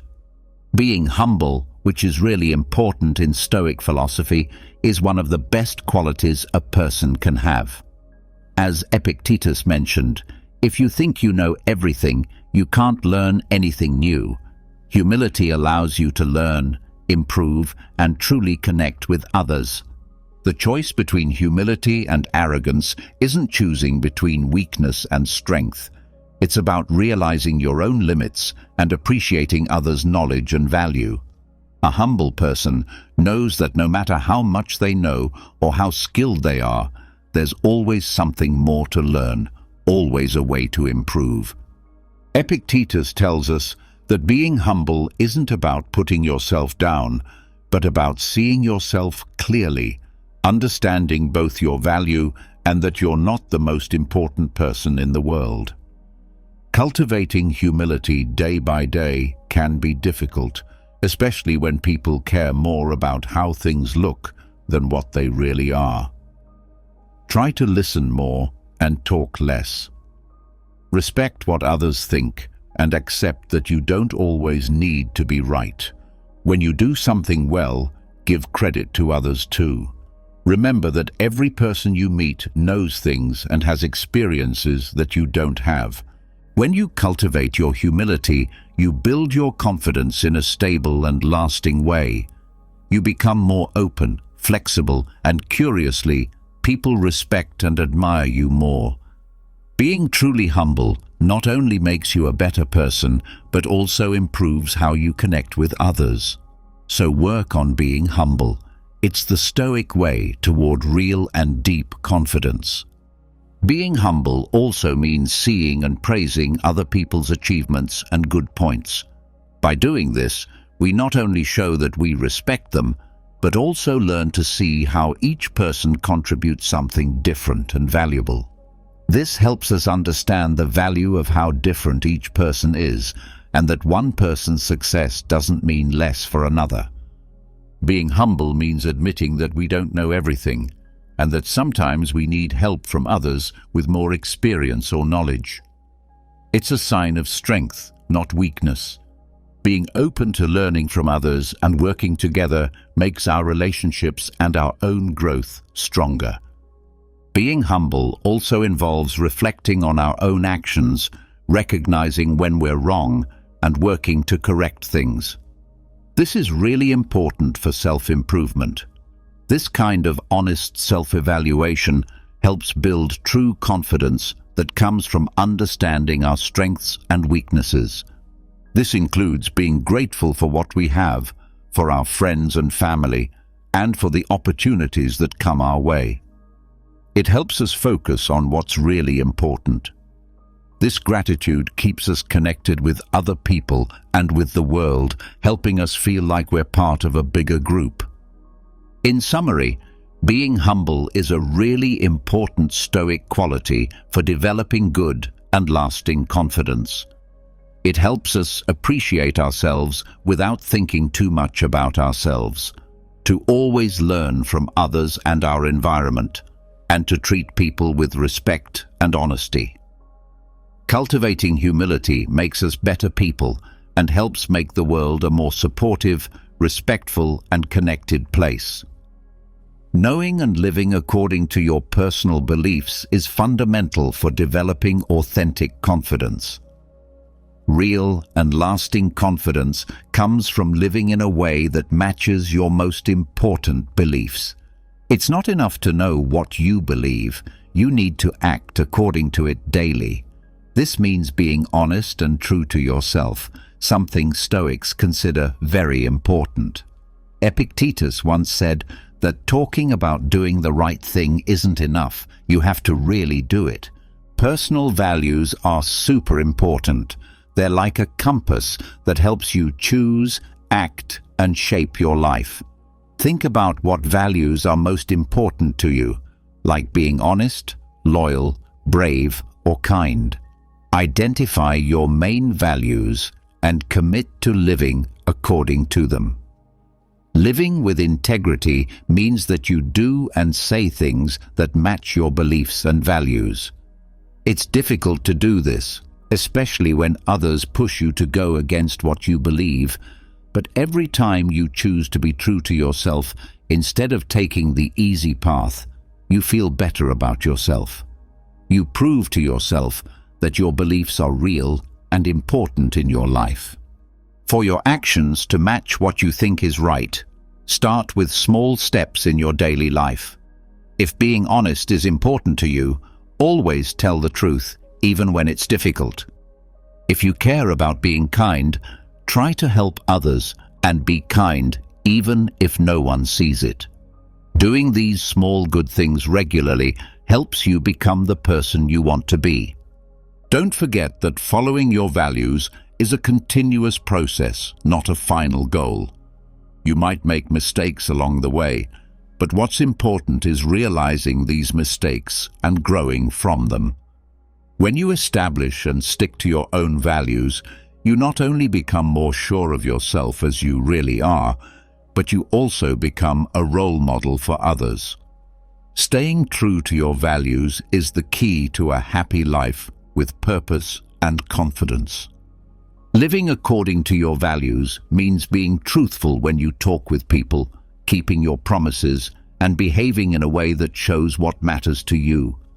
Making what you do match what you believe not only makes you feel inner peace, but also makes others trust you more. Living in line with your values also means being responsible for what you do and what happens as a result. You show your dedication to your values by accepting your mistakes and correcting things. Thinking regularly about your actions is very important. When you take time to think about what you've done and decided, it helps you make sure you're living according to your values. This regular checkup is an excellent way to keep growing and improving.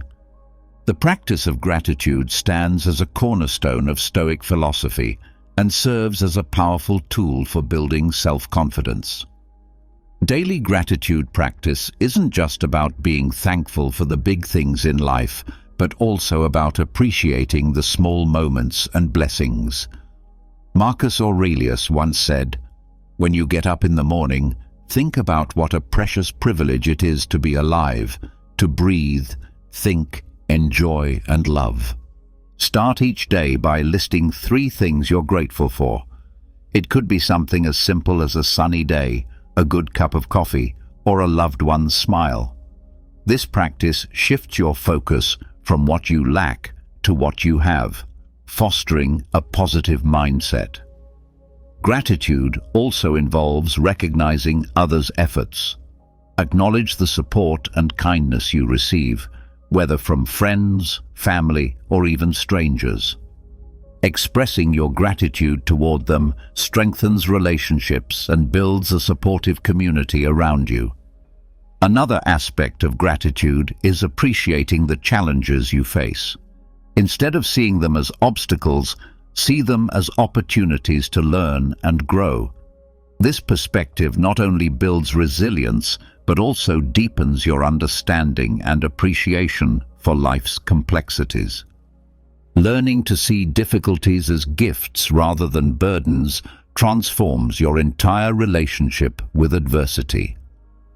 When you can genuinely feel grateful for the lessons that come through hardship, you develop an unshakable foundation of inner strength. This doesn't mean seeking out suffering, but rather recognizing that every experience, pleasant or unpleasant, contributes to your growth and wisdom. Gratitude practice also extends to appreciating your own efforts and progress. Often, we're our harshest critics, focusing on what we haven't achieved rather than celebrating how far we've come. Taking time to acknowledge your own growth, efforts, and small victories builds a healthy relationship with yourself and reinforces your confidence in your ability to continue improving. The cultivation of curiosity and commitment to lifelong learning represents another fundamental pillar of Stoic confidence. Confidence grows when you expand your knowledge and skills. A Stoic approach to learning isn't just about academic pursuit, it's about being curious about the world and about yourself. Epictetus emphasized the importance of learning when he said that only the educated are free. Commit to learning something new every day. It could be a fact, a skill, or a perspective. This continuous learning keeps your mind active and engaged and helps you adapt to new situations more easily. Curiosity also means being open to different viewpoints. Engage with people who have different experiences and beliefs. This not only broadens your understanding, but also teaches you empathy and respect for diversity. Learning isn't just about accumulating information. It's about developing wisdom. The Stoics distinguished between mere knowledge and practical wisdom. True learning involves understanding how to apply what you know in service of living well. This means studying not just facts and figures, but also human nature, ethics, and the art of living itself. Intellectual humility goes hand in hand with genuine curiosity. The more you learn, the more you realize how much you don't know. This realization, rather than being discouraging, should fuel your excitement for continued exploration and growth. The Stoic learner approaches each day with wonder, seeing every interaction and experience as an opportunity to gain insight. Remember that learning is a lifelong journey. There's always something new to discover, and each piece of knowledge adds to your confidence and wisdom. The confidence that comes from continuous learning isn't based on knowing everything. It's based on trusting your ability to learn and adapt to whatever life presents. The integration of these Stoic principles into daily life creates a comprehensive framework for developing unshakable self-confidence. This confidence isn't built on external validation or comparative superiority over others. Instead, it's rooted in self-knowledge, acceptance of reality, focus on what matters, resilience in the face of challenges, humility in success, integrity in action, gratitude for what is, and curiosity about what could be. This approach to confidence is sustainable because it doesn't depend on circumstances beyond your control.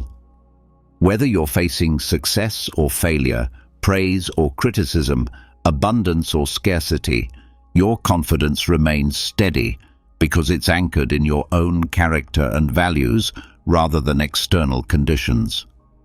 The Stoic path to confidence is also deeply practical. These aren't abstract philosophical concepts, but concrete practices that can be implemented immediately. Each day presents opportunities to practice self-examination, acceptance, focus, resilience, humility, integrity, gratitude, and learning.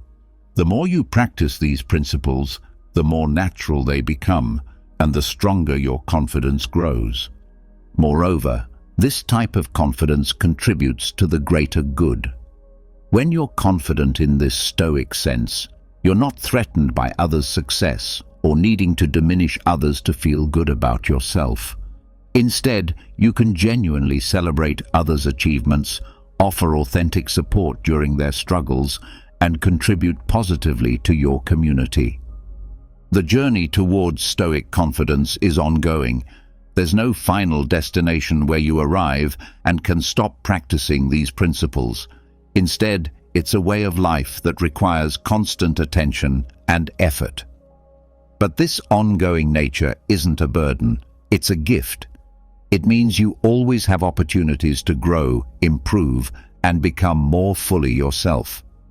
Building self-confidence through Stoicism involves practicing resilience, humility, living according to your personal beliefs, and embracing continuous learning and curiosity. These principles guide you toward a more fulfilling, resilient, and confident life, where challenges are opportunities and every moment is a chance to grow and improve. In conclusion, deciding and following your personal values is very important for true and strong confidence. It guides and gives meaning to your life. By acting according to your values, you improve yourself and make a positive impact on others. This dedication to your values leads to a satisfying and meaningful life full of confidence. The Stoic approach to self-confidence offers something unique in our modern world. A way of being confident that doesn't require putting others down, doesn't depend on external circumstances, and doesn't crumble when faced with adversity. It's a confidence rooted in character, wisdom, and virtue, qualities that can only grow stronger with time and practice. As you embark on or continue this journey, remember that every small step counts. Each moment of self-reflection, each choice to focus on what you can control, each act of resilience in the face of difficulty, each display of humility despite success, each decision to live according to your values, each expression of gratitude, and each new thing you learn contributes to your growing confidence. This confidence isn't just for your own benefit. As you become more grounded in these Stoic principles, you naturally become a source of strength and inspiration for others. Your calm in chaos, your resilience in difficulty, your humility in success, and your integrity in all circumstances creates a positive influence that ripples outward into your community and the world. The ancient Stoics believed that the goal of philosophy wasn't just intellectual understanding, but practical wisdom, learning how to live well. This guide represents that same practical approach to building confidence. It's not enough to understand these concepts intellectually. They must be lived, practiced, and embodied in your daily life. Your confidence, built on this solid Stoic foundation, becomes a gift not just to yourself, but to everyone whose life you touch. This is perhaps the greatest reward of the Stoic path, becoming not just more confident, but more fully human in the best sense of the word. What if I told you that the single most powerful force shaping your entire life isn't the money you make, the talent you have, or even the opportunities you get? It's something much deeper, something hidden that most people never fully grasp. It's your mind. Your thoughts have the power to build you up or tear you down, and in many ways, they determine your destiny. This isn't just a motivational mantra. It's an idea rooted in ancient Stoic philosophy. The Stoics believed that while we can't control what happens to us, we can absolutely control how we respond, and that makes all the difference. Today, we're diving into the secret of mental strength and how mastering your mind can transform every aspect of your life. Whether you're struggling to push through challenges or simply looking to better understand how to navigate life's inevitable ups and downs, the insights from Stoicism offer timeless wisdom that's just as relevant today as it was 2,000 years ago. Mental toughness isn't just about grit or determination. It's about cultivating the right mindset, anchored in clear, powerful thoughts, so you can face any obstacle with confidence and clarity. And here's the truth. Some of you reading this right now might feel skeptical. You might think, is it really that simple? Can just changing my thoughts really change my life? I get it, but I encourage you to stick around until the end, because what we're discussing today will challenge your assumptions and hopefully open your mind to the incredible power you already possess. By the time we're finished, you'll understand why mastering your mind is the key to mastering your life. The human brain generates about 70,000 thoughts per day.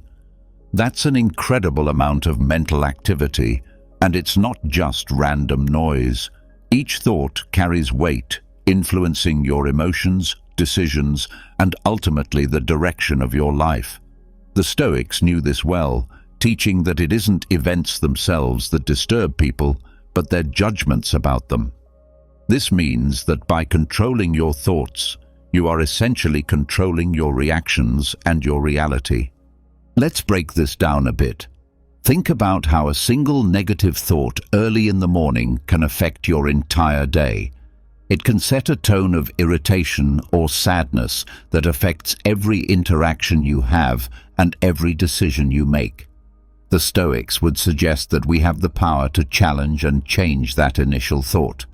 For example, if you wake up feeling overwhelmed by the day ahead, instead of letting that feeling spiral, you can remind yourself that you have faced many tough days and survived.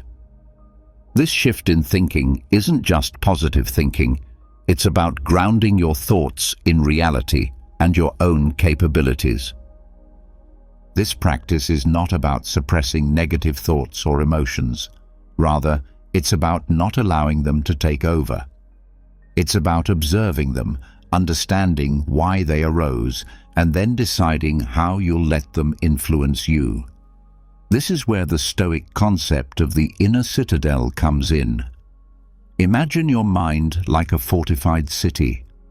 Outside the walls, events take place. People say things, life happens. But inside the walls, you are sovereign. You decide which thoughts will enter and which will not.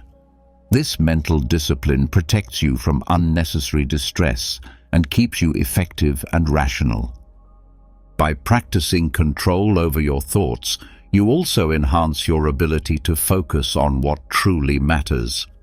Stoics emphasize focusing on what is within our control and letting go of what isn't. When you spend less energy fretting about what you can't change, you have more energy to invest in what you can.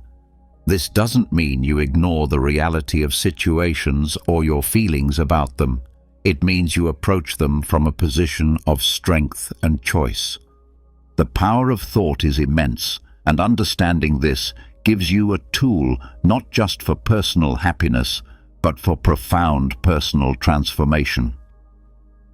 The next time you find yourself caught in a storm of negative thinking, remember the Stoic teaching. It's not the situation that's causing you to suffer, but your thoughts about it. You hold the key to better experiences, a more fulfilling life, and true mental strength, all by mastering the realm of your thoughts.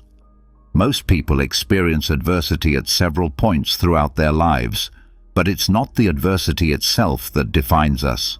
It's how we respond to it. The Stoics regarded adversity as a crucial element of human life, something that tests our character and pushes our limits. Marcus Aurelius, a Stoic emperor and philosopher, once wrote, "The impediment to action advances action. What stands in the way becomes the way." This profound insight reveals that obstacles are not merely hurdles to overcome. They are opportunities for growth and self-improvement. Embracing adversity is about shifting our perspective from seeing difficulties as roadblocks to viewing them as invaluable steps on the path to personal development. When faced with a challenge, Whether it's a professional setback, personal loss, or even a global crisis, our natural instinct might be to retreat or lament our misfortune. However, adopting a Stoic mindset encourages us to ask ourselves, what can this experience teach me? This question transforms the nature of our experience, turning adversity into a classroom. This Stoic approach doesn't minimize the pain or difficulty of tough situations, but instead focuses on extracting value from them.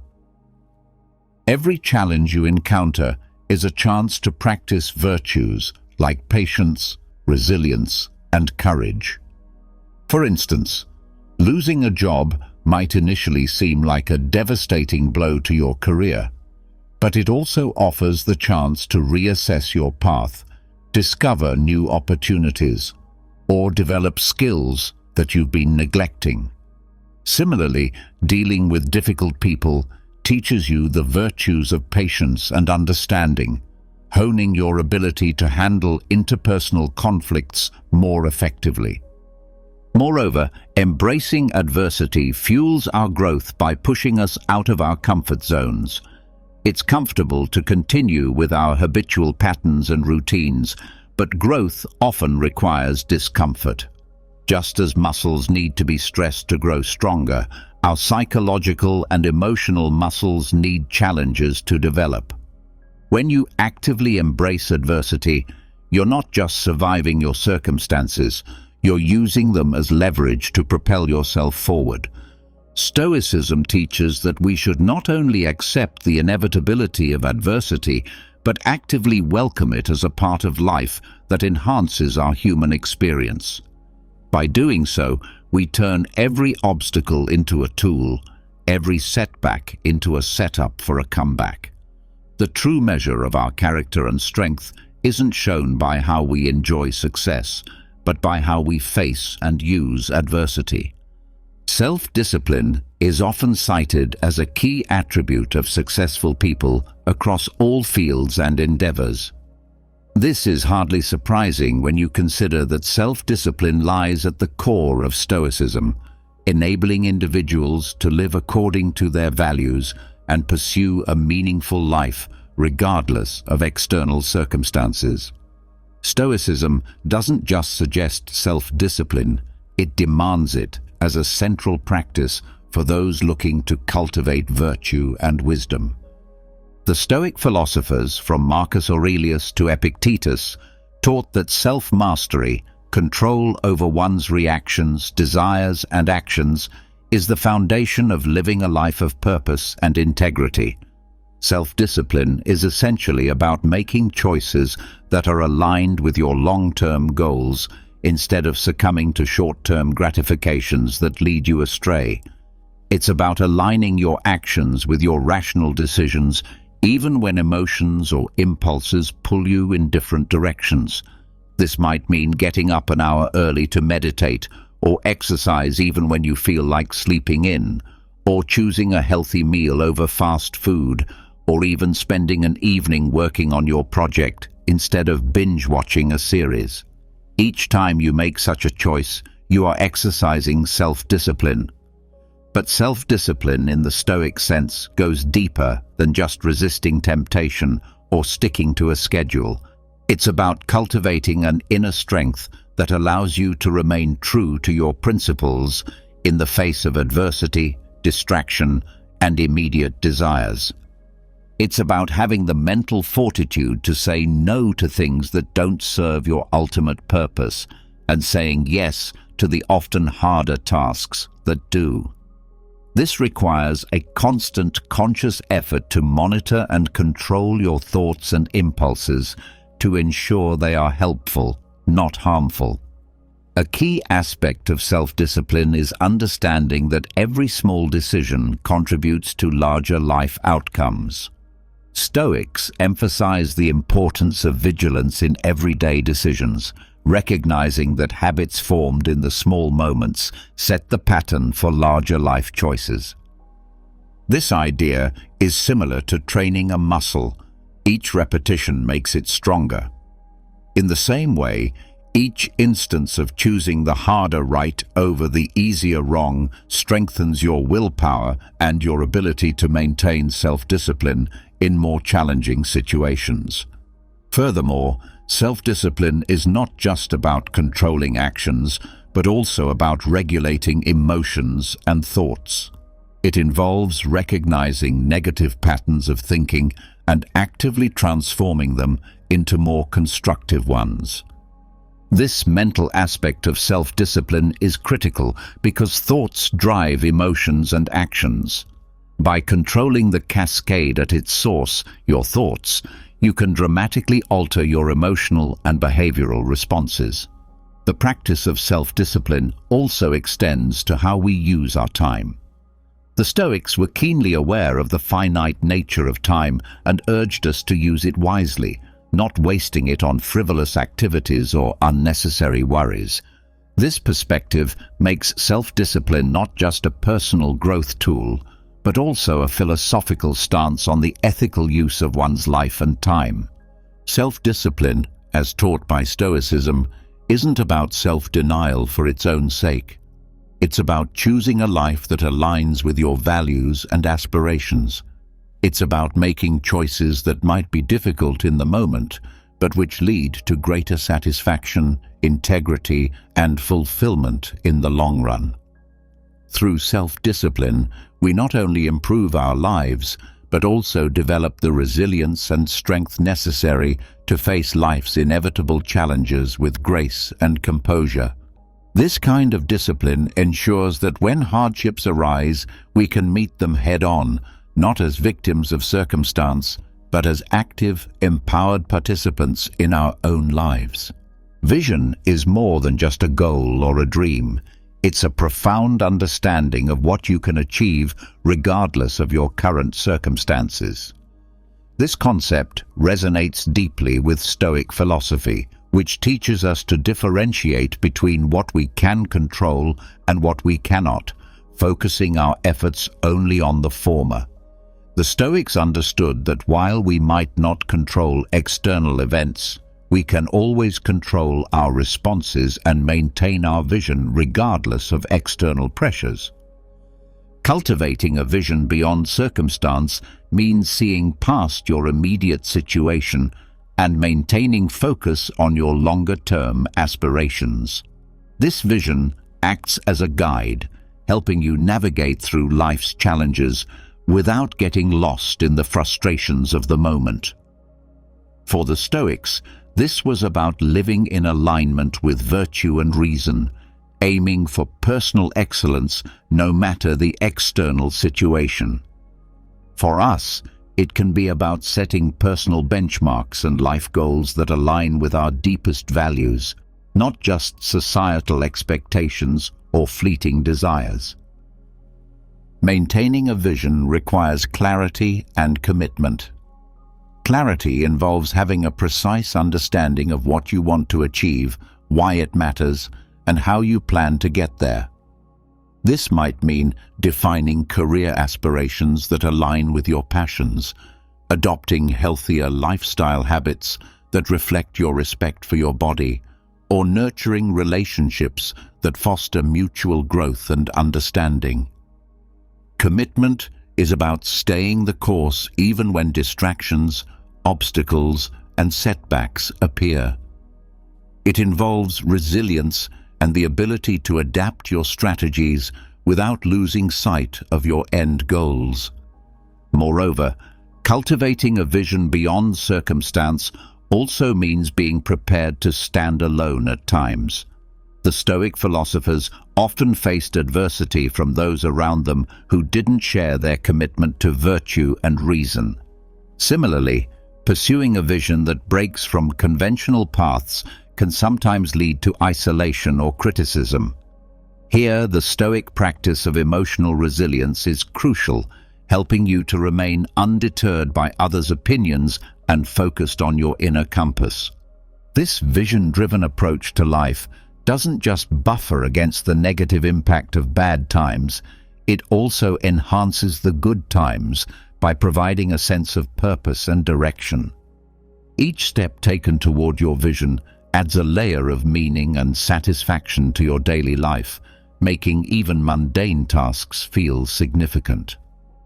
This aligns with the Stoic ideal of purposeful living, where every action is part of a larger narrative of personal growth and contribution to the greater good.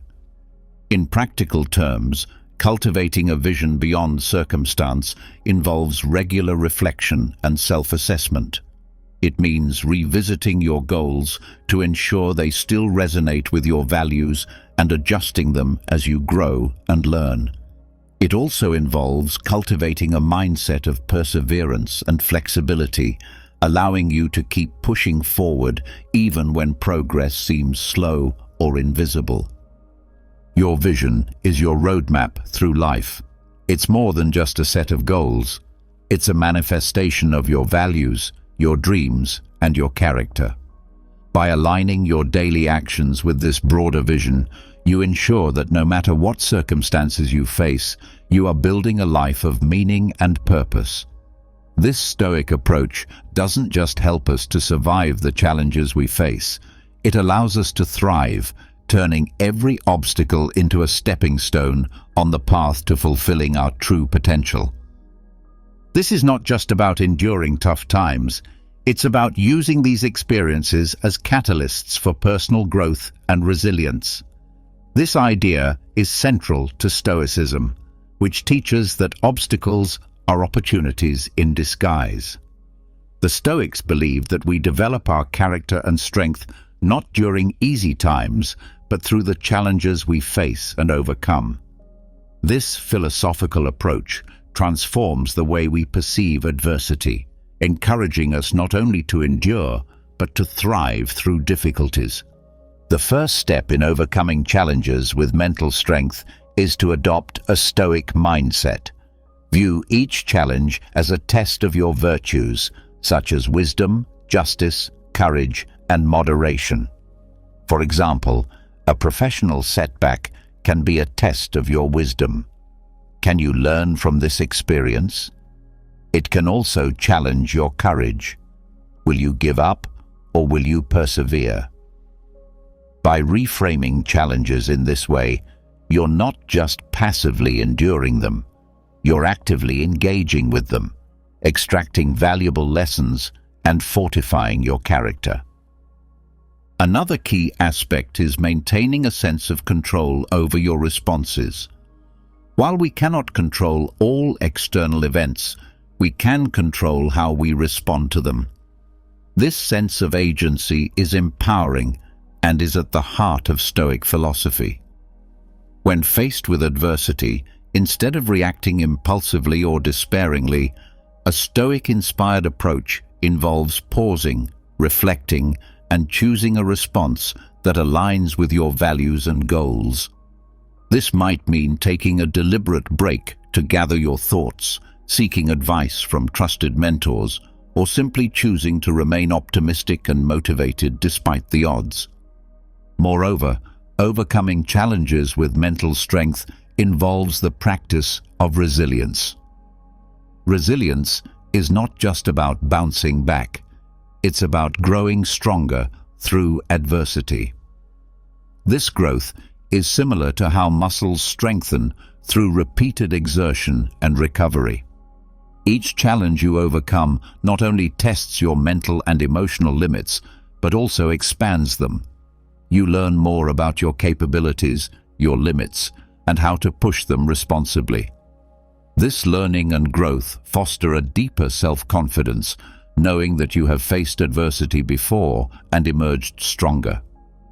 Practically, this means not shying away from challenges or wishing for an easier life, but embracing the tough parts as integral to your development.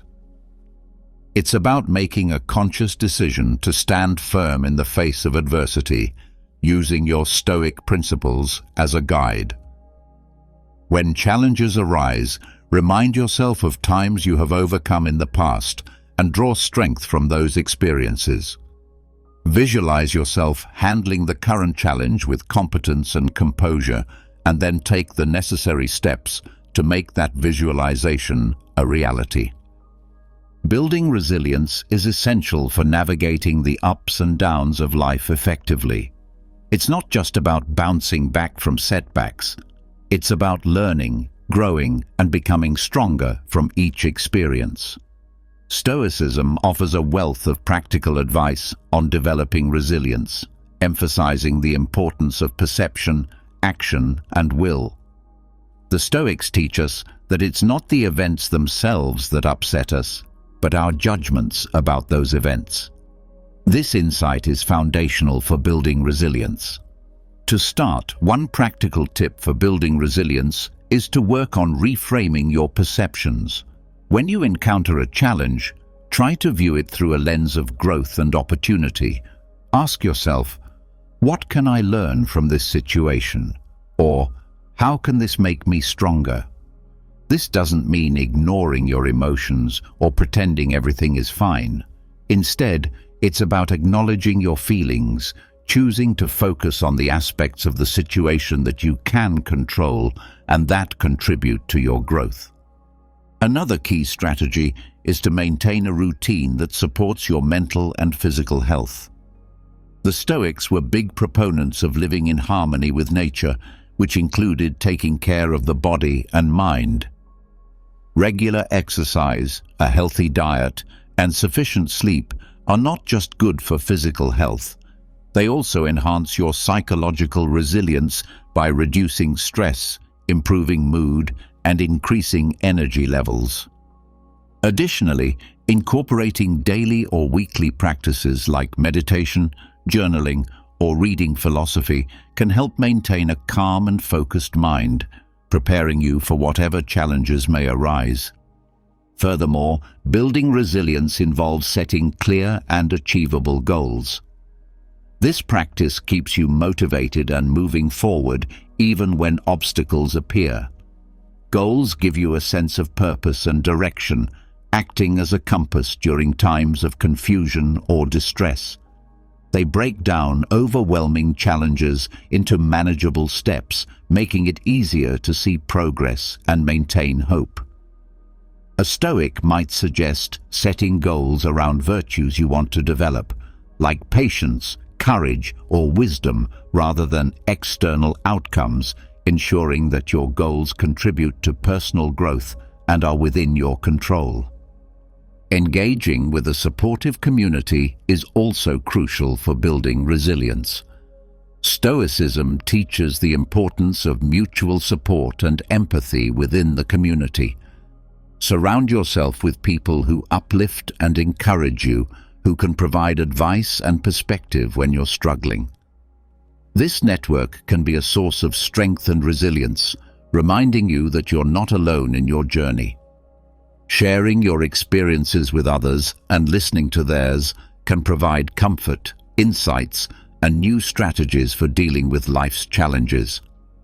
Lastly, practicing gratitude is a powerful tool for resilience. By focusing on what you are thankful for, you shift your attention away from what you lack or what has gone wrong. This shift can dramatically improve your mental state, reducing anxiety and depression and enhancing well-being.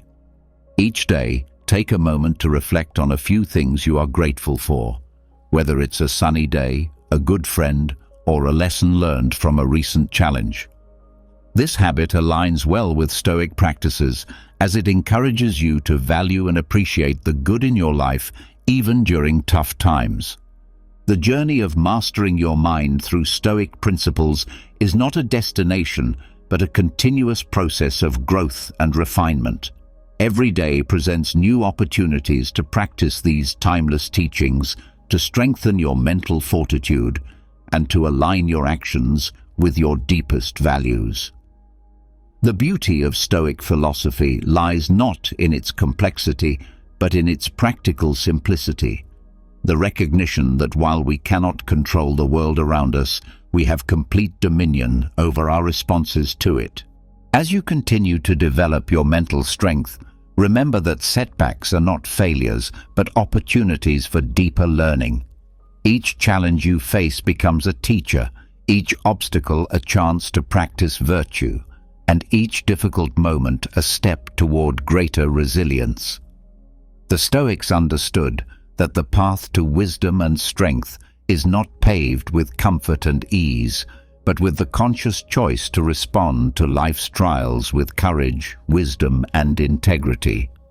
Your thoughts truly are the architects of your destiny. By taking conscious control of your mental landscape, by choosing your responses rather than simply reacting, and by maintaining a vision that transcends immediate circumstances, you tap into a power that can transform not just your own life, but potentially inspire and uplift others around you. This is the legacy of Stoic philosophy, not just personal improvement, but the cultivation of character that contributes to the greater good. The ancient Stoics faced wars, political upheaval, personal losses, and all manner of adversity, yet they found ways to maintain their philosophical center and live according to their principles. Their example shows us that mental strength is not about avoiding difficulties, but about meeting them with the right mindset. It's about understanding that every experience, pleasant or unpleasant, offers something valuable if we approach it with the right perspective. As you move forward on this journey of mental mastery, carry with you the knowledge that you possess within yourself all the tools necessary for a life of purpose, resilience, and fulfillment. The external world will continue to present its challenges, but you now have the philosophical framework to meet them with strength and wisdom. Your mind, properly trained and disciplined according to Stoic principles, becomes your greatest ally in creating the life you envision and deserve. Remember, every challenge is not just a barrier, but a pathway to deeper strength and wisdom. The path of mental mastery is one of the most rewarding journeys you can undertake, for it leads not just to personal success, but to a life lived with authentic virtue and unshakable inner peace. Continue to cultivate this strength, continue to practice these principles, and continue to remember that in mastering your mind, you master your destiny.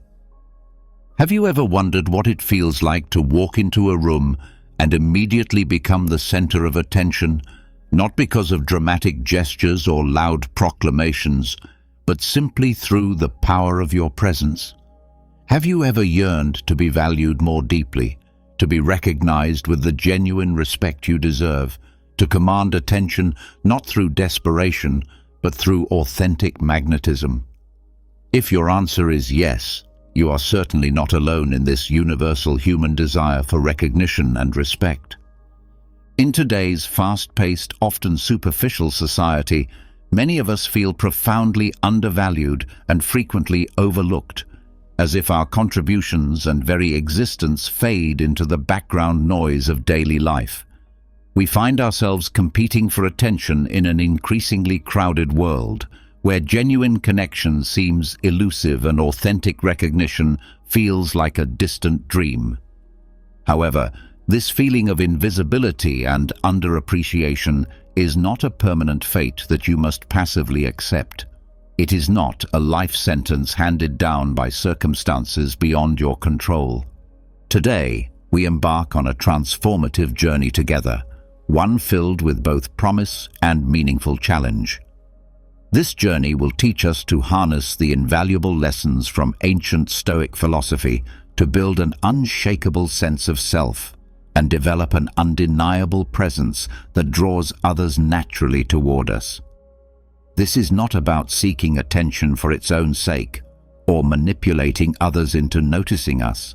Rather, it is about cultivating sustainable thoughts, behaviors, and character traits that make you not only highly regarded by others, but also genuinely stronger and more resilient from within.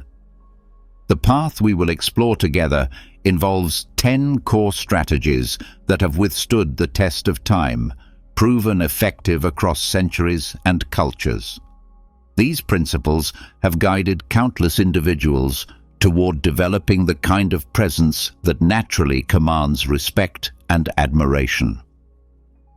We will journey through these time-tested approaches that can fundamentally change how others perceive you. But more importantly, we will discover how these strategies transform how you perceive and value yourself. This transformation begins with understanding that true presence and magnetism cannot be manufactured or forced. They emerge naturally from a deep well of self-knowledge, inner strength, and authentic character development. The Stoic philosophers understood this fundamental truth thousands of years ago, recognizing that external validation and superficial charm are poor substitutes for genuine character and inner peace. The ancient Stoics believed that the quality of our thoughts determines the quality of our lives, and this principle extends directly to how we show up in the world. When we cultivate wisdom, courage, justice, and temperance within ourselves, these virtues naturally radiate outward, creating an authentic magnetism that draws others toward us. This is not manipulation or performance. It is the natural result of becoming the best version of ourselves. Throughout this exploration, we will discover that building presence is not about creating fleeting moments of attention or temporary impressions. Instead, it is about developing a powerful, sustainable way of being that leaves lasting impressions on people's minds and hearts. It is about becoming someone whose very existence enriches the lives of those around them, someone whose absence is felt as keenly as their presence is appreciated. The journey toward developing this kind of presence requires commitment, patience, and consistent effort. It demands that we look honestly at ourselves, acknowledge our weaknesses, and commit to continuous growth and improvement. This process is not always comfortable, as it requires us to step outside our comfort zones and challenge long-held beliefs about ourselves and our capabilities. However, the rewards of this journey extend far beyond the recognition and respect we receive from others. As we develop these qualities within ourselves, we discover a deep sense of fulfillment, purpose, and inner peace that no external validation can provide. We become individuals who are not dependent on others' opinions for our sense of worth, yet, paradoxically, this independence makes us more attractive and valuable to those around us. The first fundamental principle in building unshakable presence involves learning to take exceptional care of yourself, understanding that those who do not know how to love themselves cannot authentically love others. Self-care is not selfishness. It is a prerequisite for being able to genuinely contribute to others' lives. The better you take care of yourself physically, mentally, emotionally, and spiritually, the better equipped you become to support, inspire, and uplift those around you. This principle of self-care is not merely advice for comfortable living, but a fundamental requirement for living a truly satisfying and meaningful life. Taking care of oneself requires deep self-awareness, which means taking the time to genuinely understand yourself from your most basic physical needs to the deepest desires and aspirations of your soul. When you develop this level of self-understanding, you can begin nurturing and developing yourself with clear purpose and direction. Physical self-care forms the foundation of all other aspects of personal development. This means maintaining a genuinely healthy lifestyle that includes balanced, nutritious eating habits, regular physical exercise that challenges and strengthens your body, and sufficient quality sleep that allows your body and mind to recover and regenerate.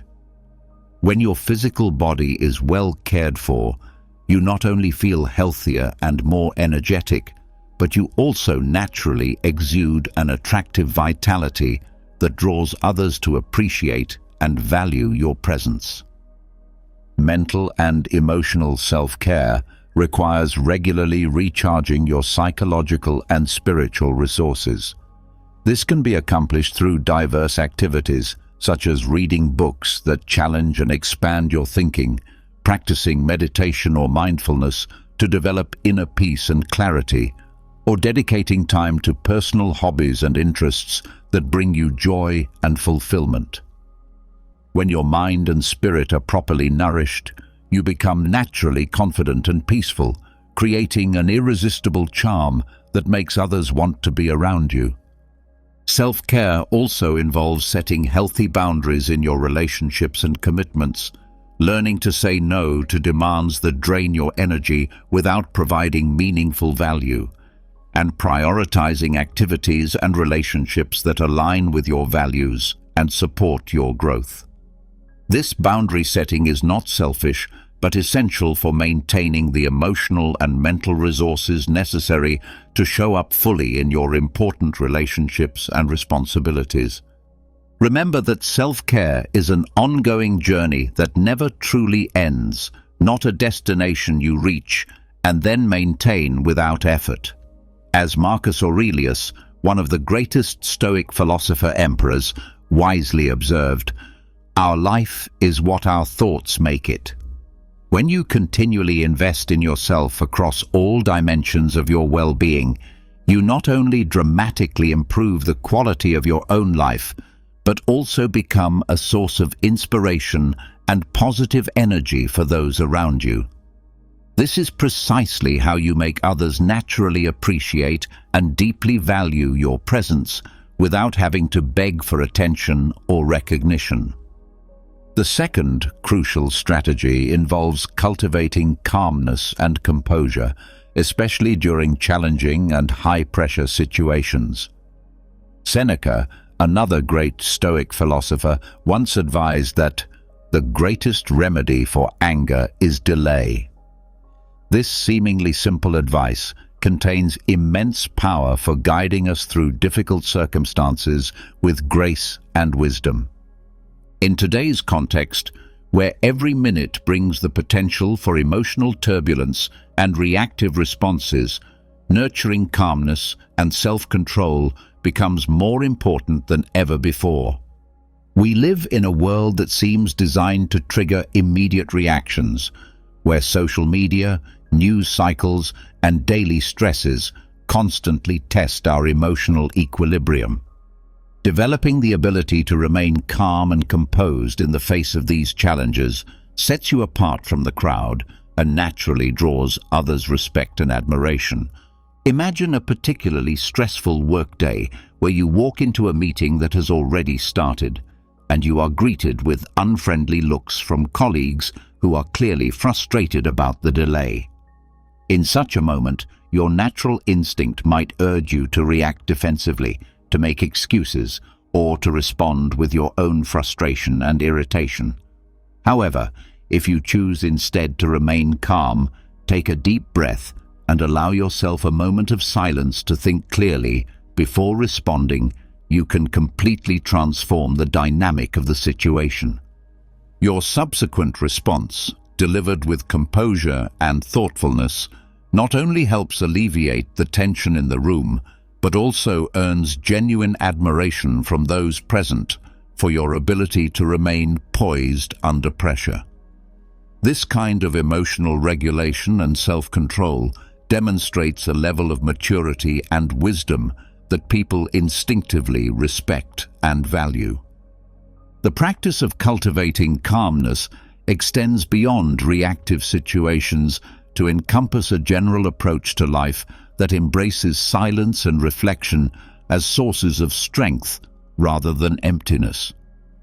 When we learn to embrace comfortable silence, we open up space for deep self-reflection and profound understanding of ourselves and the world around us. This inner stillness becomes a wellspring of wisdom that others can sense and are naturally drawn toward.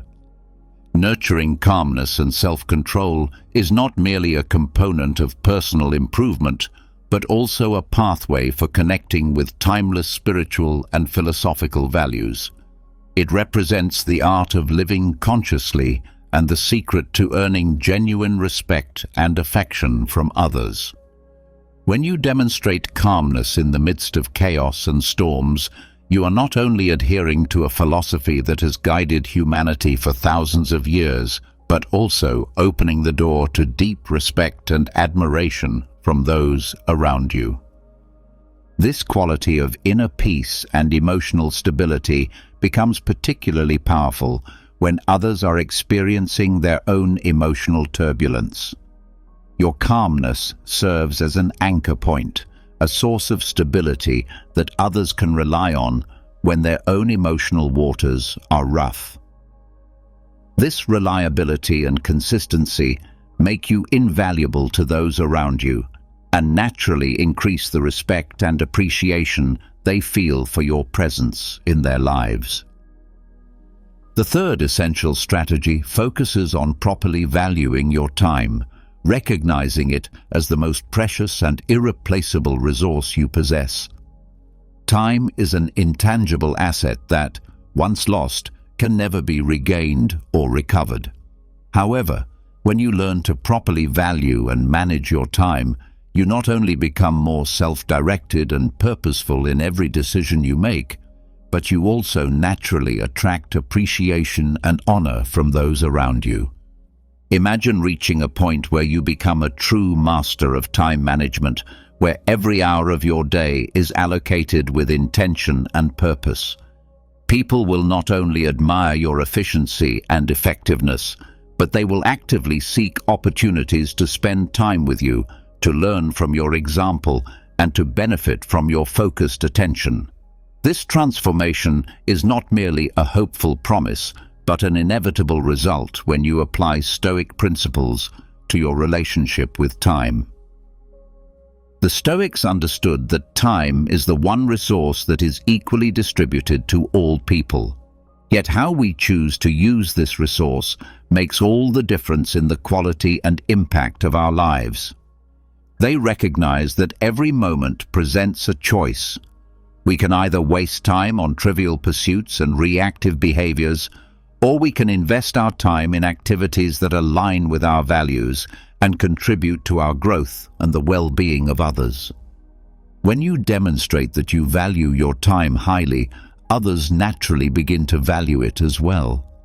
This creates a positive cycle where the respect you show for your own time generates respect from others for both your time and your judgment. People begin to see that if they want to engage with you, they need to bring something meaningful to the interaction, which naturally filters out superficial or draining encounters and attracts more substantial, mutually beneficial relationships. Valuing your time also means being selective about your commitments and learning to say no to requests that do not align with your priorities or values. This selectivity is not arrogance, but wisdom, as it ensures that you can give your best effort and attention to the commitments you do make. When people know that your yes means something significant, they value your agreement and participation more highly. This principle extends to how you structure your daily routine and long-term goals. When you have a clear vision of what you want to accomplish and organize your time accordingly, you move through life with purpose and direction that others find inspiring and attractive. Your focused approach to time management becomes a model that others aspire to emulate, making you a natural leader and source of guidance. The fourth strategy involves practicing active listening, which is perhaps one of the most undervalued yet powerful skills for building genuine connections and earning respect. In a world where everyone seems eager to speak and few are willing to truly listen, the person who masters the art of active listening becomes extraordinarily valuable and magnetic to others. Consider a scenario where you are in a conversation with a friend who is sharing a personal struggle or challenging situation. Instead of glancing at your phone, thinking about your own response, or waiting for your turn to speak, You choose to remain completely present and fully focused on what they are saying. You listen not just to their words, but to the emotions behind those words, occasionally asking thoughtful questions that demonstrate you are not merely hearing, but truly understanding the weight and significance of what they are sharing. The result of this kind of deep, attentive listening is profound. You not only help your friend feel genuinely heard and understood, but you also establish a connection that goes far beyond surface-level interaction. In that moment, you become a safe harbor for their thoughts and feelings, a trusted confidant who can be relied upon for genuine understanding and support. Active listening is not merely a social skill, it is an essential component of becoming a fulfilled and emotionally intelligent human being. In alignment with Stoic principles, it represents an approach to every conversation as an opportunity to learn something new, not just about others, but also about yourself and the human condition in general. When you truly listen to others, you are practicing humility and demonstrating a willingness to open yourself to different experiences, perspectives, and emotions. This openness creates space for genuine learning and growth that benefits both you and the person you are listening to. The act of listening deeply requires setting aside your own ego and agenda to make space for someone else's truth and experience. To practice active listening consciously and effectively, you must first master your own emotions and internal dialogue. When you enter a conversation, remind yourself that your primary goal is to understand the other person, not to formulate your response or to prove your own knowledge or wisdom. This shift in intention immediately changes the quality of your attention and the depth of connection you can create. Throughout history, philosophers like Marcus Aurelius, Epictetus, and Seneca emphasized the crucial importance of listening, not just to others, but also to oneself. They understood that listening is an integral part of living a moral and meaningful life. When you listen deeply, you are not merely receiving information, you are expanding your mind and heart to embrace the full richness of human experience that every conversation and interaction offers. The fifth strategy emphasizes embracing lifelong learning as a fundamental approach to existence. Seneca reminds us with timeless wisdom that, as long as you live, keep learning how to live. This profound insight underscores the critical importance of continuous self-improvement and adaptation throughout our entire lives. In the journey of self-discipline and personal betterment, embracing a lifelong spirit of learning is not merely good advice, but a foundational principle for living a life that naturally attracts appreciation and honor from those around us. When we commit to never-ending learning and growth, we not only enhance our knowledge and capabilities, but also cultivate a profound understanding of the world and humanity that makes us increasingly valuable to others. This commitment to continuous learning helps us adjust our behavior and attitudes to be more harmonious with both natural principles and social dynamics. It increases our value in the eyes of others while simultaneously deepening our own sense of purpose and fulfillment. The process of learning and growing never truly ends. Each day presents new opportunities to expand our understanding and develop our character. The noble pursuit of education and the art of sharing knowledge play crucial roles in this process. By generously sharing our knowledge and experiences with others, we not only contribute to their growth and development, but also affirm our own worth and value. Each lesson taught, each insight shared, each story told becomes a testament to our deep understanding and thoughtful engagement with life. However, lifelong learning encompasses much more than simply accumulating facts or information. It is fundamentally a process of character development that cultivates patience, gratitude, acceptance, and wisdom. When faced with failures and difficulties, those who adhere to Stoic philosophy learn to perceive challenges from multiple perspectives, transforming every obstacle into an opportunity for growth and deeper understanding. This approach to learning extends beyond formal education or professional development to include emotional intelligence, spiritual growth, and practical wisdom. It involves learning how to manage relationships more effectively, how to handle stress and adversity with grace, how to find meaning and purpose in daily activities, and how to contribute positively to the lives of others. By embracing the noble duty of education and committing to a lifetime of learning, we not only become more valuable and interesting to those around us, but also create positive ripple effects that extend far beyond our immediate circle of influence. This makes others not only appreciate our presence, but actively seek our guidance and wisdom in their own lives. The process of becoming valuable in the eyes of others does not come from demonstrating power, authority, or superiority over others. Instead, it emerges from expanding our souls, sharing knowledge and understanding, and nurturing genuine respect and affection through our commitment to growth and service. This is not a quick or easy process. It requires perseverance, courage to face fears and failures, and a strong desire to become better every single day. The sixth strategy involves embracing authenticity as the foundation for all meaningful relationships and genuine respect.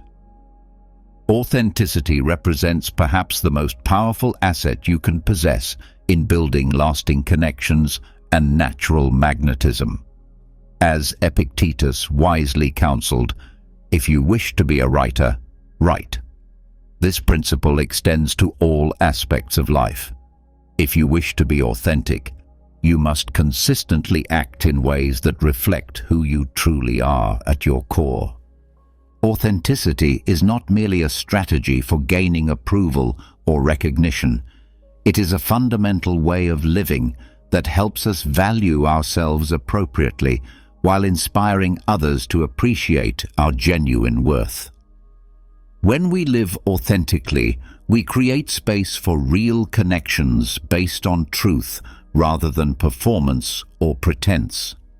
Consider the story of an artist who spent years creating work designed to appeal to market trends and popular demand, rather than expressing their genuine creative vision.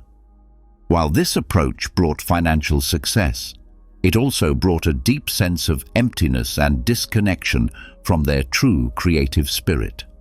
Eventually, this artist made the courageous decision to focus on personal projects that reflected their unique style and authentic creative perspective. Initially, there was fear that the public would not accept this more personal and vulnerable expression of creativity. However, the opposite occurred. The authentic work began to garner significant attention and respect from both peers and audiences, with many praising the freshness and genuine emotion that emerged when the artist stopped trying to be what others wanted and started being who they truly were. This transformation illustrates the profound power of authenticity in all areas of life. When we dare to live true to ourselves, we naturally attract like-minded individuals and create deep, lasting impressions on everyone we encounter. Authenticity not only reveals our true essence, but also allows us to connect on a much deeper level with those around us, creating an environment where appreciation and respect are given freely and genuinely. In a world where truth is often undervalued and superficiality is readily accepted, authenticity becomes your most valuable and distinguishing asset. It not only makes you unique and irreplaceable, but also naturally makes others drawn to your presence and eager to share in your perspective and experiences. By embracing and consistently expressing your authenticity, you convey a powerful message about personal worth and dignity that extends far beyond yourself. You contribute to creating a better world where everyone is respected and valued for their true selves rather than for their ability to conform to external expectations or social pressures. The seventh strategy focuses on maintaining a sense of mystery, which involves understanding that within each of us lies something deep and private that should not be easily shared with everyone we encounter. When we keep certain aspects of ourselves reserved and protected, we not only preserve our intrinsic value, but also naturally evoke curiosity and create an irresistible allure that enhances our worth in others' eyes. This principle does not advocate for deception or manipulation, but rather for the wisdom of discretion and the power of selective sharing. When we encounter a new person, their gentle mystery often arouses curiosity and a natural desire to explore and understand them more deeply. This is not only a social phenomenon, but also a fundamental aspect of human nature, our profound thirst for discovery and understanding that is stimulated by the unknown. This concept forms an important foundation of Stoic philosophy, representing a process that not only enhances personal value in others' perception, but also creates genuine intrigue and magnetism. When you think of yourself as an open book, where each page contains fresh lessons and insights, natural curiosity leads others into your journey of discovery, transforming every conversation into an exciting adventure of mutual exploration. You become not just a storyteller, but a source of ongoing inspiration, prompting others to wonder what else they might learn from spending time with you. This dynamic creates a natural desire for continued interaction and deeper relationship, as people are drawn to the promise of further discovery and understanding. Maintaining an appropriate sense of mystery is about sharing yourself gradually and thoughtfully, allowing relationships to develop naturally through increasing levels of trust and intimacy. It involves being genuine and authentic, while also being selective about what you reveal and when you reveal it. This approach to self-revelation creates anticipation and appreciation for the insights and experiences you choose to share. When people know that your stories, thoughts, and perspectives are not freely given to everyone, they value them more highly when they are shared with them. This selectivity makes your openness feel like a gift rather than an expectation. The practice of maintaining mystery also involves developing depth and complexity within yourself that gives you interesting things to reveal over time. This means pursuing diverse interests, reflecting deeply on your experiences, and developing unique perspectives that make you genuinely fascinating to others. The eighth strategy emphasizes practicing discretion in what you choose to share about yourself and your life. In today's world of social media and constant connectivity, we are often encouraged to broadcast every detail of our personal lives, from major achievements to minor daily grievances. However, there is immense value in carefully choosing what we share and with whom we share it. This practice of discretion is not about being secretive or deceptive, but rather about respecting yourself and safeguarding your mental and emotional space. It represents a form of self-protection that maintains your dignity and preserves your energy for meaningful interactions and relationships. Consider the example of a successful entrepreneur who faced a crucial decision about whether to publicly announce an upcoming project. Operating in a highly competitive market where information represented a valuable asset, this person had to weigh the potential benefits of publicity against the risks of revealing too much too soon. Instead of sharing every detail of the project with the public, the entrepreneur chose to practice discretion, sharing information only with a small group of trusted partners and team members. This careful approach allowed the project to be developed and launched without interference or imitation from competitors, creating a significant competitive advantage while also demonstrating wisdom and strategic thinking. The practice of discretion extends beyond business decisions to encompass all aspects of personal sharing.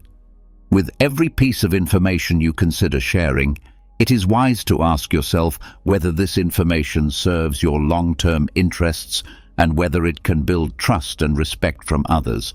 If the answer is uncertain, it may be time to keep that information private. Discretion is fundamentally a form of strength and self-respect. Through thoughtful restraint in what we share, we not only protect ourselves from unnecessary risks and potential exploitation, but also build a strong personal image that makes others naturally inclined to respect our judgment and value our perspectives. This quality of thoughtful sharing demonstrates not only wisdom, but also genuine self-respect, characteristics that naturally garner attention, admiration, and even desire for your presence and insight from others. When people see that you are selective about what you share, they value what you do choose to reveal more highly, creating deeper appreciation for your trust and openness. The ninth strategy involves embracing the art of receiving, which represents a sophisticated understanding of human interdependence and the natural flow of giving and taking that characterizes healthy relationships and communities. Learning to receive gracefully has the potential to enrich our spiritual and communal lives while contributing to a culture of generosity, solidarity, and mutual support. This principle rests on several foundational concepts that are central to Stoic philosophy. First is acknowledging our natural interdependence and connection to others, recognizing that complete self-sufficiency and arrogance can isolate us from the rich tapestry of community support and mutual aid that makes life meaningful and sustainable. Second is cultivating genuine gratitude through accepting what others offer us. By gracefully receiving help, gifts, and support from others, we nurture a grateful heart that recognizes the generosity of those around us and the many blessings that come our way, whether they are material, emotional, or spiritual in nature. Third is nurturing authentic humility through the practice of receiving. This process teaches us that we are not omnipotent or completely self-reliant, and that wisdom lies in acknowledging our weaknesses, limitations, and genuine needs. This humility makes us more relatable and trustworthy to others. Fourth is enhancing community bonds through our willingness to receive from others. When we open ourselves to accepting help and support from those around us, we strengthen the fabric of our relationships and communities, demonstrating that everyone can freely express their needs and vulnerabilities without shame or judgment. Fifth is encouraging generosity in others through our graceful acceptance of what they offer. In a beautiful cycle of mutual support, accepting gifts and help gracefully encourages others to open their hearts to giving, creating an environment where generosity flourishes and everyone benefits from increased connection and support. To truly embrace the art of receiving, you can begin with small daily practices that gradually build your comfort and skill in this area. Acknowledge compliments with a simple, genuine thank you, recognizing and appreciating the giver's positive intentions rather than deflecting or minimizing their words. Seek help when you genuinely need it, viewing these requests not as signs of weakness, but as opportunities to deepen connections with others and allow them to contribute meaningfully to your life. Accept constructive criticism with an open heart, seeing it as a valuable gift for personal growth rather than a personal attack or rejection. The 10th and final strategy focuses on fostering resilience and endurance, which represent perhaps the most attractive and magnetic qualities a person can develop. Stoic philosophy teaches us the fundamental wisdom of distinguishing between what is within our control and what lies beyond our influence, and this distinction forms the foundation of true resilience. Resilience begins with accepting that many external factors, including other people's opinions, actions, and the unpredictable events of life, are simply beyond our direct control or influence. This acceptance is not a form of resignation or passive surrender, but rather a strong, strategic stance that directs our energy and effort toward the areas where we can actually make a difference: our own actions, thoughts, and reactions. When you embody this principle consistently, you naturally exude a calm confidence and inner strength that draws people toward you like a magnet. Others see you not as someone who is easily swayed by external circumstances or emotional turbulence, but as a steadfast presence who remains stable and reliable even in the midst of chaos and uncertainty. True resilience is developed through repeatedly facing obstacles and persisting through discomfort, difficulty, and setbacks. It involves viewing challenges not as insurmountable walls or personal failures, but as valuable opportunities for growth, learning, and character development. This perspective transforms our entire relationship with adversity and difficulty. Stoic exercises such as voluntary hardship and systematic reflection on adversity are not merely theoretical concepts, but practical tools designed to strengthen mental fortitude and emotional resilience. These practices help us build the psychological muscles we need to handle whatever life throws our way with grace and wisdom. When you share your stories of perseverance and overcoming obstacles, you naturally inspire others and become a beacon of hope and evidence of the indomitable human spirit. People are naturally drawn to those who exhibit resilience and strength, seeing them as valuable companions, natural leaders, and trusted friends who can be relied upon during their own difficult times. Stoicism brings a unique perspective that sees difficulties not merely as burdens to be endured, but as essential means for personal development and character building. This fundamental shift in perspective transforms our entire outlook on life's challenges. What once seemed like insurmountable mountains now become manageable stepping stones on our path to growth and wisdom. As you develop and demonstrate these qualities of resilience and endurance, others will naturally begin to seek your advice, support, and presence. They are drawn not only to the strength you display, but also to the hope and possibility you represent, a vision that transforms adversity into advantage and obstacles into opportunities. This transformation in how others perceive and value you is not about manipulation or creating a false image, but about becoming the kind of person who genuinely enriches the lives of everyone they encounter. It is about developing character qualities that make you not only admirable, but also genuinely helpful and inspiring to others. The journey toward building this kind of unshakable presence and natural magnetism requires consistent effort, patience, and commitment to continuous growth.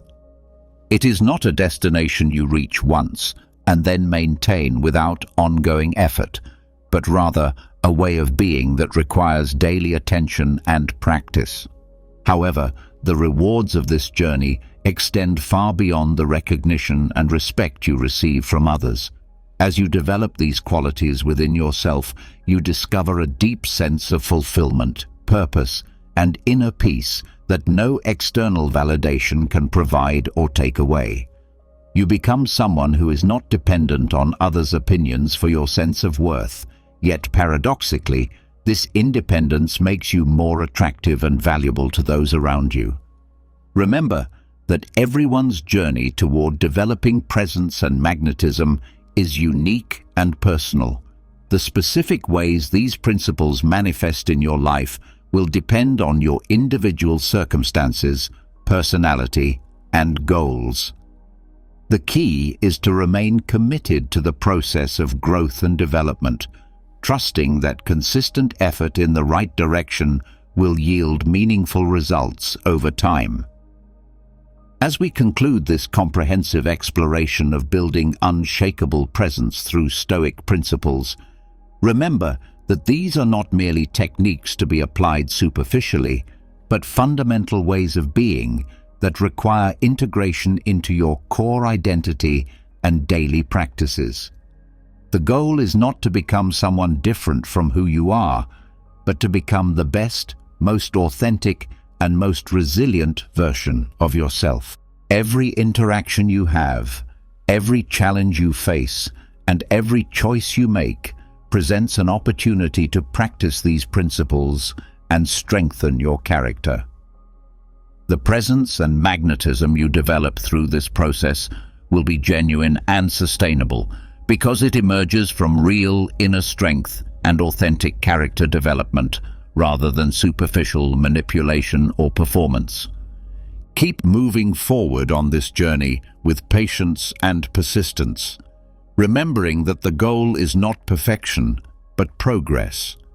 Each step you take toward embodying these Stoic principles makes you more valuable not only to others, but to yourself, creating a positive cycle of growth, contribution, and fulfillment that enriches every aspect of your life.